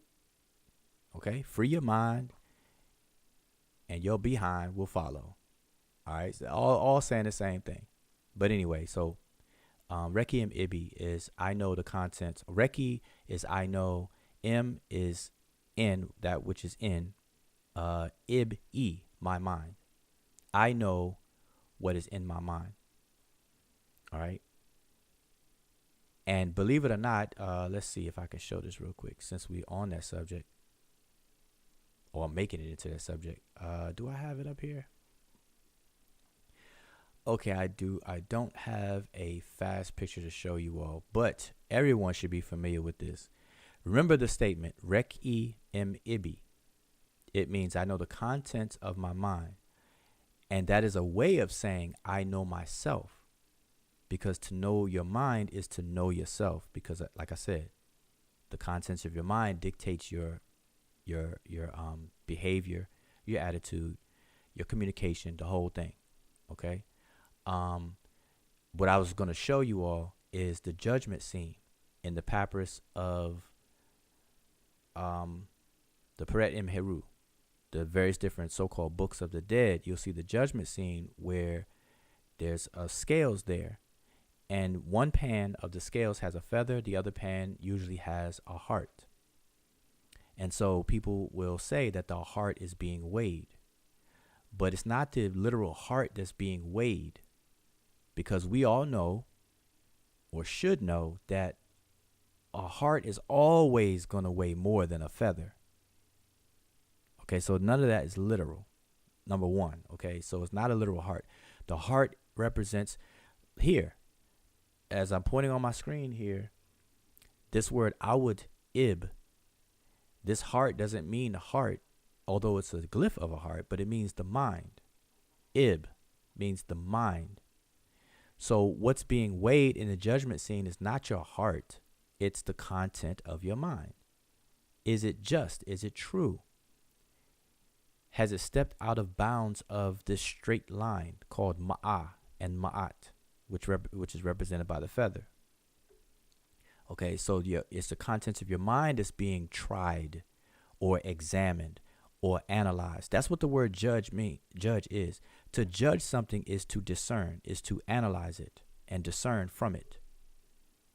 Okay, if you held two objects in your hand and you had to figure out which one weighs the most, you're judging it. You're analyzing it. You're doing all these different things to try to discern. So that's what the judgment scene is doing. It's discerning. It's analyzing your mind, the contents of your mind. And if you come out victorious, you're called macheru, as I said earlier when we were reading the offering formula. Triumphant or justified. That's what macheru means. Okay, so that's when we say Reki im Ibi, I know the contents of my mind. It's saying that you have control over it. You know it. All right. To know something is to have contact with it, to grasp it. And we say these things in English. Like if I explain something, if I say, hey, the 4 steps of transliteration and translation is step 1, and then I say it 2, 3, 4. And then I'll say things like, do you all follow that? That's one way of confirming that you understand it. I may say something, do you grasp that? And you'll say yes. So whether you follow something or whether you grasp it, you're saying the same thing. And what you mean by that is that you have understanding of it. You have command of it. And so when you know the contents of your mind, you understand it, you have grasp of it, and you command it. You don't allow it to command you. And that gets into your emotions and how emotions can overtake the intellectual aspect of yourself. Okay? And this is how people start to do things and then regret it. This is the introduction of regret and guilt. And by the way, if I were to show you the judgment scene, you'll see this monster that's also in the scene called Amit or Amamit. And the word Am means to eat, devour. And so she's the devourer, and she eats away at the heart, but it's not the literal heart. It's eating away at the mind. And what eats away at the mind is when we do something when we know we shouldn't do. It's called guilt. So she is the deity of guilt. Amamit, it means the devourer, but she is the deity or patron deity of guilt. That's what that is. All right. So in case, as a FYI for anyone listening who may not have known all of that good stuff. All right. So if anybody has any questions or statements, we could stay on how long we've been on. I don't want to go over 2 hours now. We have been on. Okay. We're coming up to it. So yeah, if anybody has any questions.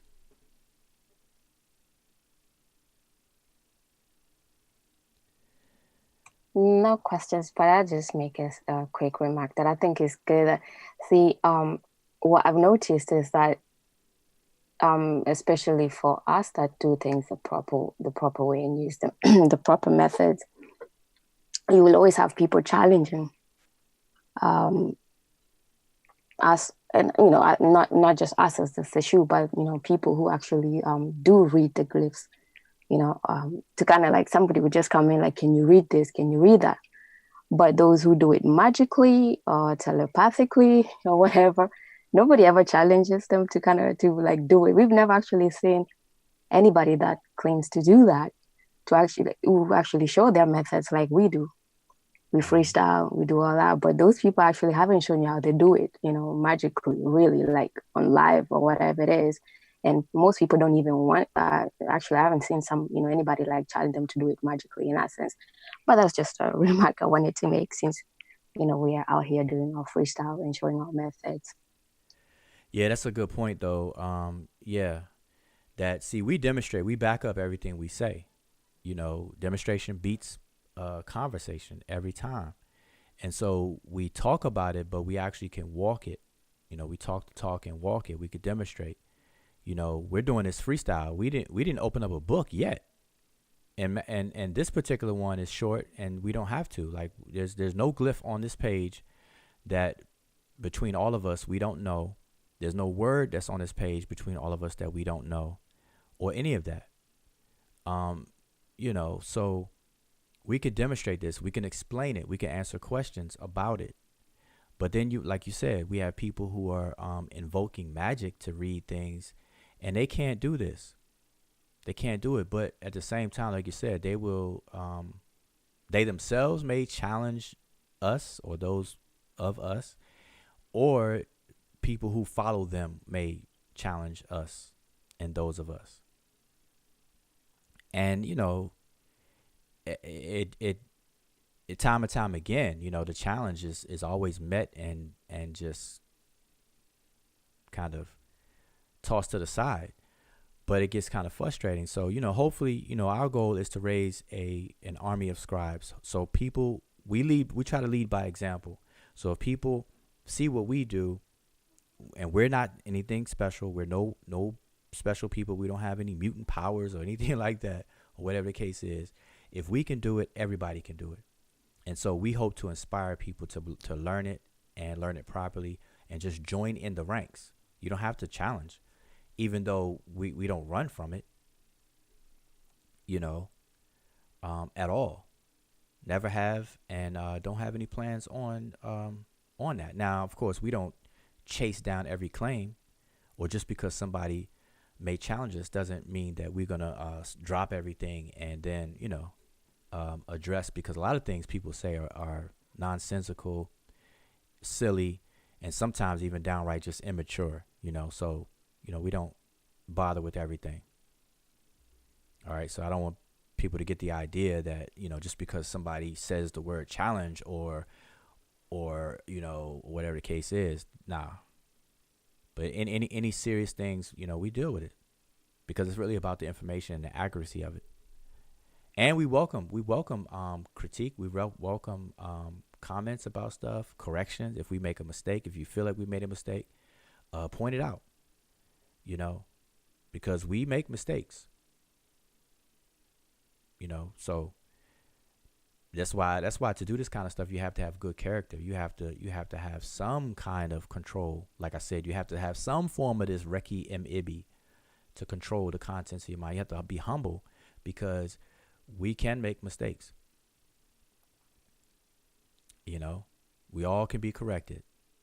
Yeah, I wanna speak up on that. Yep, I get corrected all the time.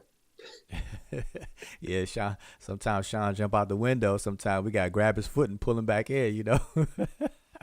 Yeah. So,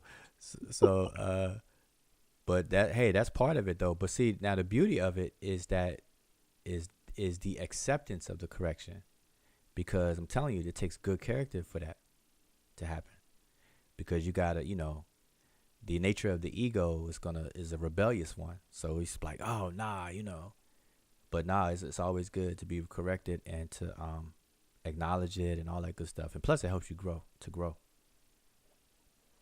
Yep. Now, when you repeat the same mistakes over and over again, then we have to change the water. It's like an aquarium. If you have 100 fish in an aquarium and one fish die, you say, oh man, something was wrong with that fish. You take the fish out and you flush it or whatever, and you keep it moving. But out of 100 fish, if 90 of them die, then you're gonna approach the problem a little different. You're gonna have to say, wait a minute, there's a problem with the there must be a problem with the tank, with the water in the tank itself. So so this is the same thing, and it's not different. If you keep making the same mistakes, and then a competent teacher will see that and then switch it up on you and make those adjustments and help you out. And that's an interesting thing to point out. That I always try to emphasize is that we can't be enablers. If you see people make a mistake, don't just sit by and allow people to make mistakes. Help the person out.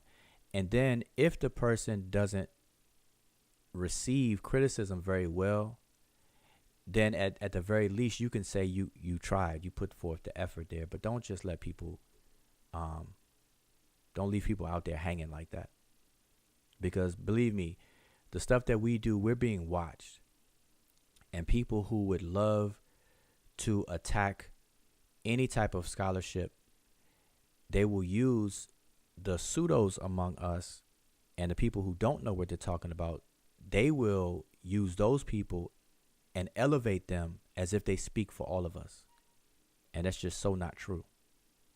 And so we have to get into the habit of correcting people and don't become enablers just because somebody may be hard-headed and having bad character. Something has to be said. Now, of course, if they don't receive it well, you don't press it, but you have to say something. Let the record reflect that you said something, you tried. And that's what it's about. It doesn't matter how old you are, how young you are, what color you are. All right, so I'm just trying to see if there's any more questions. Let's see. We have Okay, no I wanted to, questions. I want to bring something up. I don't think we really touched on it, but in the uh, transliteration and translated in the process, there's two types of transliteration systems. Okay. You have the diacritic marks, and then what's used on social media and typing is the manual decodage. I just want to remind people that the manual decodage is case sensitive, so you want to pay attention to that because you might be trying to transliterate a word and be saying a totally different word if it's not correctly punctuated with the capital letters or not. Okay, so let's give an example. So I'm gonna type something on the screen in both. So we're gonna type out that last line if I can remember this last port right here. So we're gonna say unk d unk jed was. Hopefully I can remember all of that, and I'm gonna type in both of them all so that everyone can see it. So we had um okay D, then we had unk. D unk jed We had was jed was seneb seneb. awud ib f I would F. Mm-hmm. mira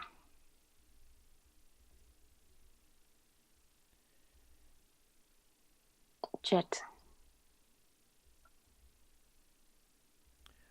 All right. And we have seneb, but it's not. I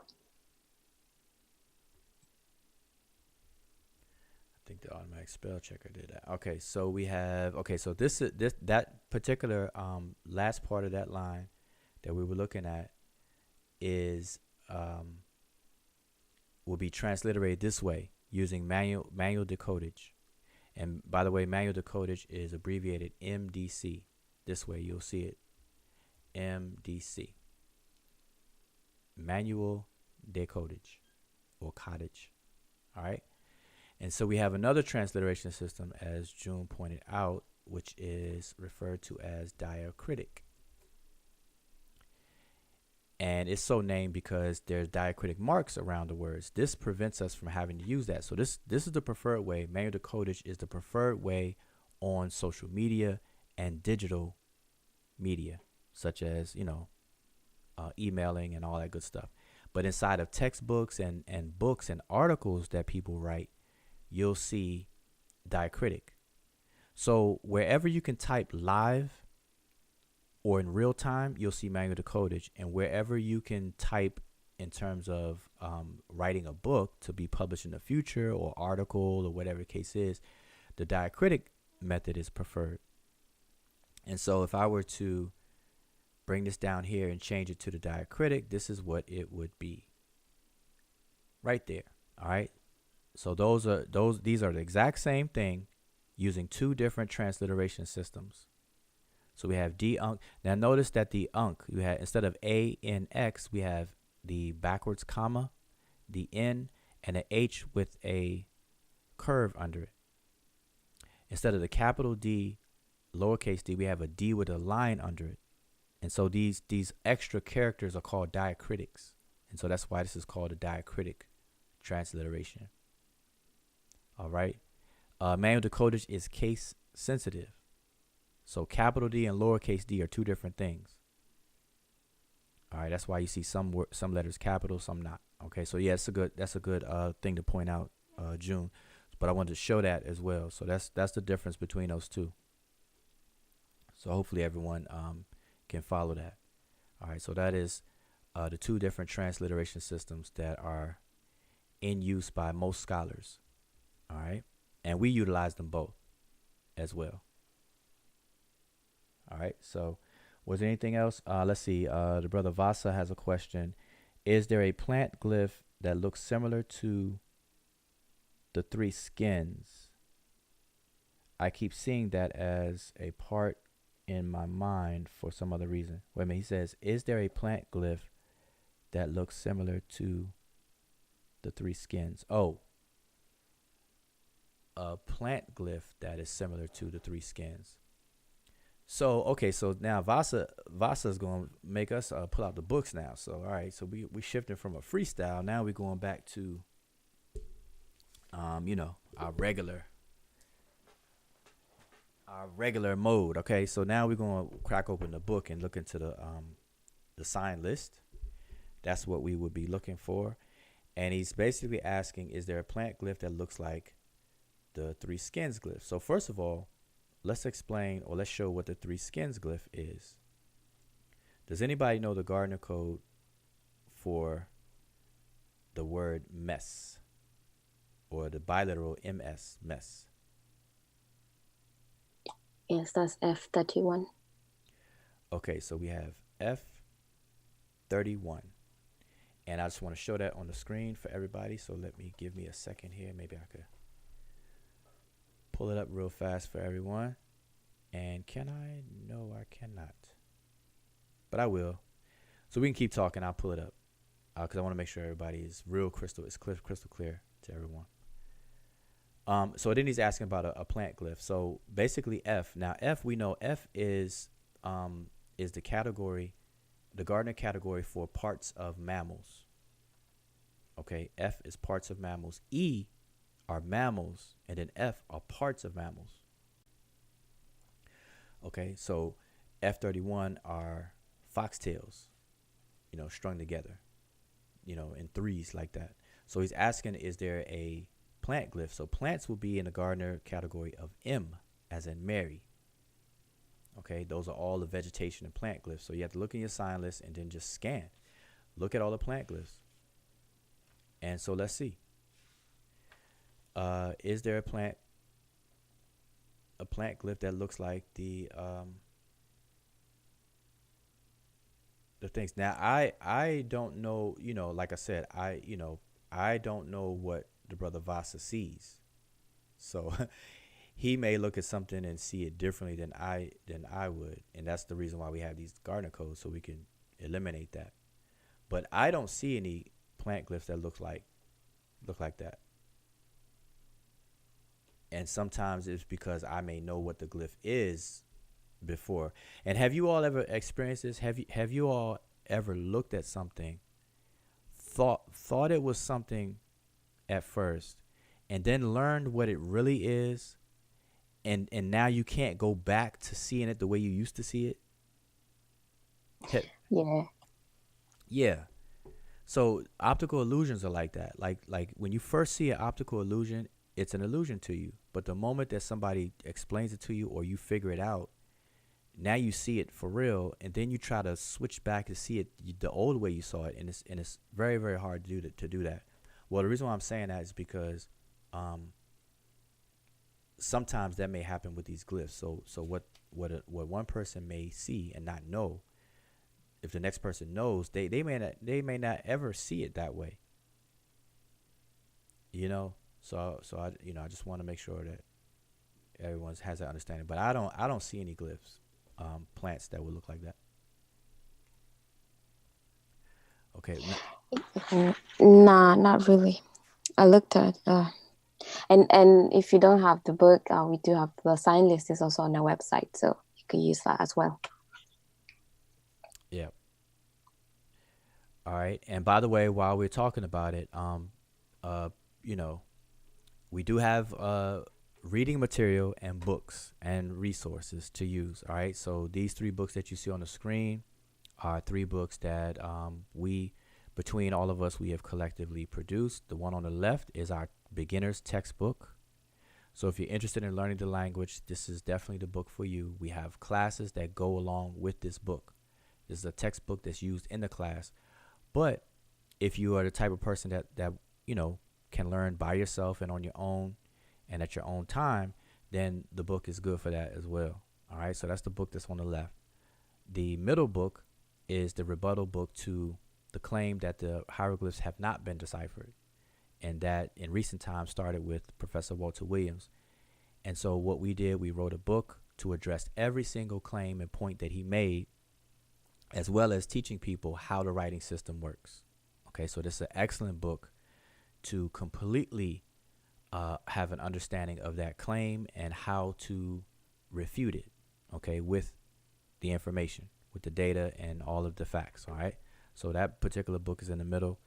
And then the third book is an instructional book for how to draw and scribe the actual glyphs. And this is book 1 of a series which deals with the monoliterals first. And those are the 24 glyphs I mentioned earlier. And this book teaches you how to write them or draw them, okay, stroke by stroke, okay? And this is going to be used as a textbook in a course on the same. Okay, so those are the 3 books. And the upcoming book to look forward to is a grammar book. And so this is the tentative cover for that. This one is not published. The other 3 that I showed, these are all published. You can find all of those on Amazon. Okay, you go to Amazon.com, type in the titles, and you'll go straight to it. All right. This one will be published, not yet, but it will be published in the near future. But it's going to be a complete grammar book dealing with the orthography, which is the script, and the grammar of the language, Rodney Kemet. All right, so we're dealing with Old Egyptian and Middle Egyptian within this book. All right, so we go through everything. We go through grammar fundamentals, such as, some basic things we take for granted, like what is a word in and of itself? Like, what's a word? We deal with, morphemes, morphs, lexemes, word forms, all those, good things. We deal with word classes, syntactic categories, grammatical categories, all those basic grammar fundamentals. And then we get into the specifics of the ancient Egyptian grammar, or what we refer to as Rodney Kemet grammar. All right, so you learn about everything. Okay, so that's going to be published in the future. So I just want to remind everyone of that. And before we go, also remind everyone to please support. Everyone wears T-shirts in the spring and summertime, so no one's exempt. Okay, men and women got sweatshirts, hoodies, T-shirts, and whatnot. Instead of being a billboard for all of these other companies that are out here. As a matter of fact, let me show something. I'm kind of deviating a little bit, but let me show something. Let me pull something up real quick. This is interesting. I don't know if you realize it or not, but this is interesting. Oh, hopefully y'all can still see my screen here. But I'm going to show you some people.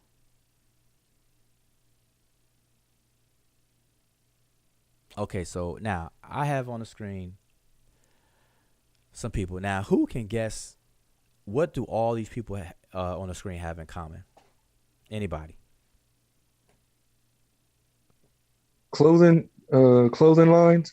Yep.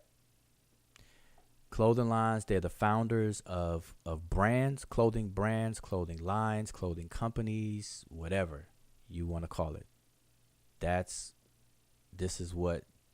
These are the other people. So we have Banana Republic, started by a couple.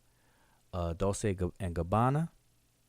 Mary Kay at the top. We got Coach. All those Coach bags women like to wear.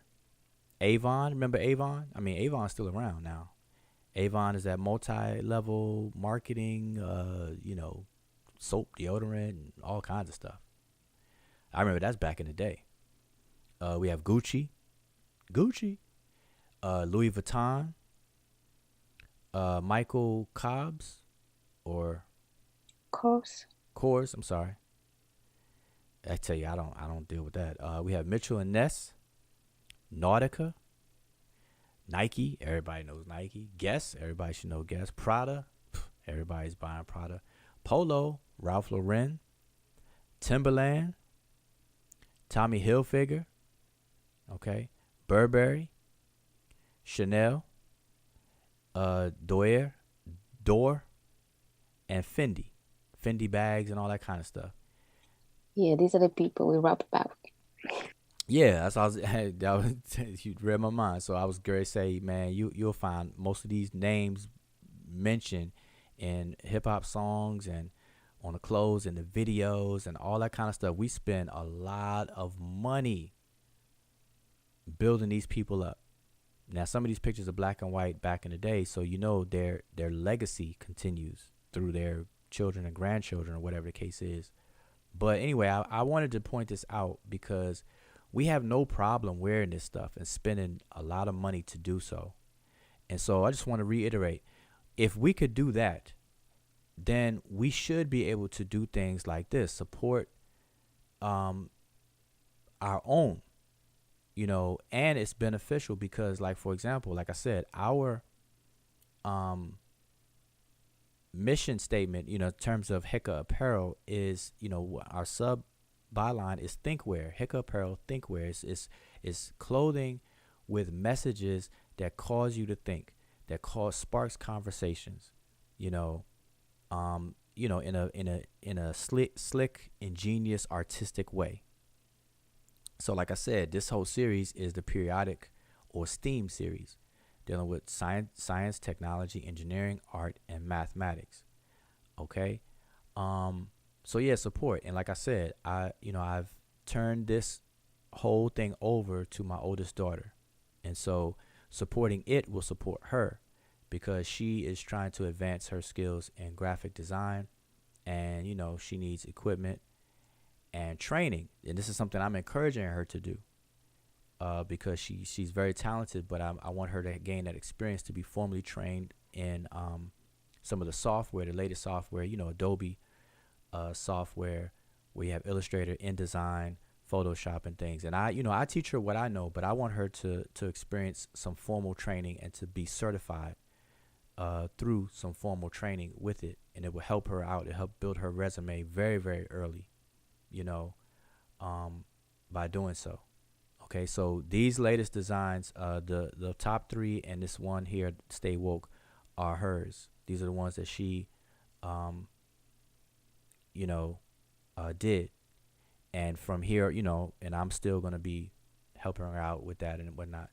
But that's what she's doing. And so she wants to do it and earn everything herself. So the money that she's raised or makes and things and supported will go towards all of that good stuff. Okay. So now, if anybody, you know, wants to support and just support and help her get a, because, you know, she wants an iPad Pro, and, you know, we're an Apple household over here, but she wants the iPad Pro because iPad Pro or something equivalent, but the iPad Pro is good for what she does because on the iPad Pro they have a app. You can use Adobe apps, of course, but they have an app called Procreate that's very, very good for vector art and the things that she does. Okay, so, you know, so that's what she's trying to get, iPad Pro, and then obviously the training. Okay, and, you know, I want her to earn all of that good stuff, raise the funds. That way she'll appreciate it. Because sometimes when you give children, you just give to children, they don't learn the concepts of appreciation and consequence.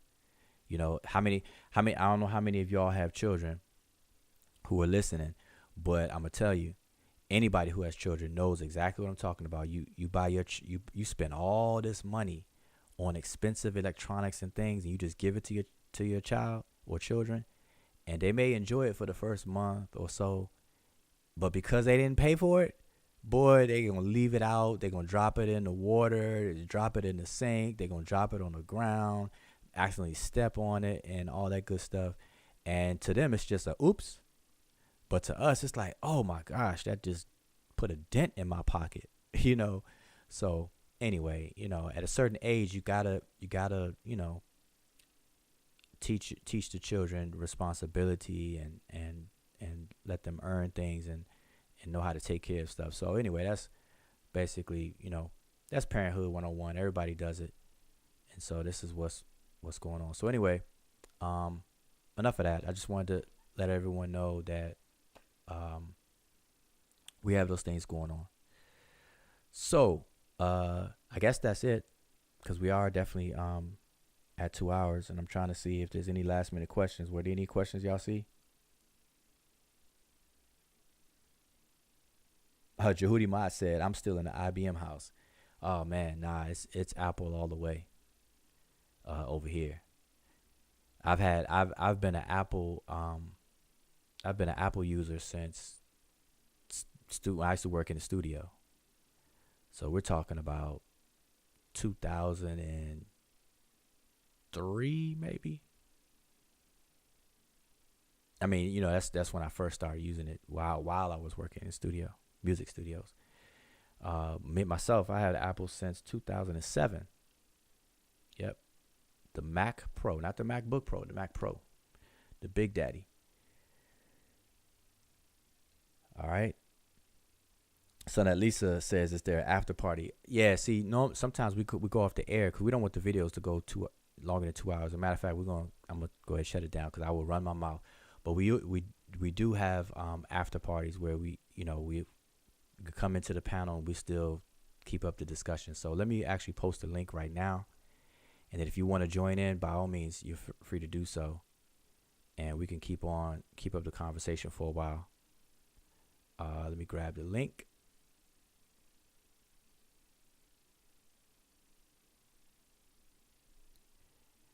And post it in the chat.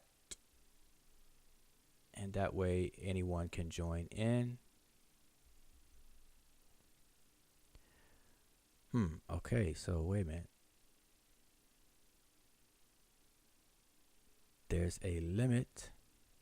Sean already posted something there. Oh, he posted it. Okay, good. All right, Sean posted it. Sean is on it.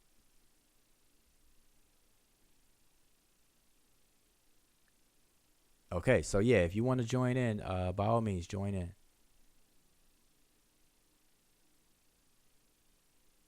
Okay, so yeah, so anyway, I guess that'll conclude our Freestyle Friday. Spread the word, that this is what we do. And if you have a suggestion, join our Facebook group, inbox any one of us, email, because a lot of times I'll get an email through the website, the Sesh mdw-ntr.com website.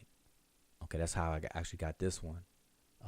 It's a sister that had suggested that we do this, and I'm not sure if she's watching, but I'll make sure she gets the link to this archive. All right. So anyway, I want to say dua for your time and hanging out with us on a Friday. Friday night, anybody could be out doing whatever we do on Fridays. So appreciate that. Any of y'all have any closing statements?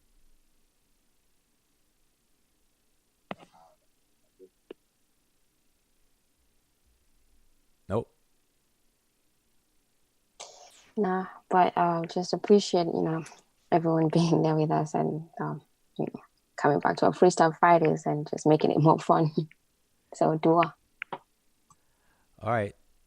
So with that, I will say Shem Hotep, and we'll see you all next time.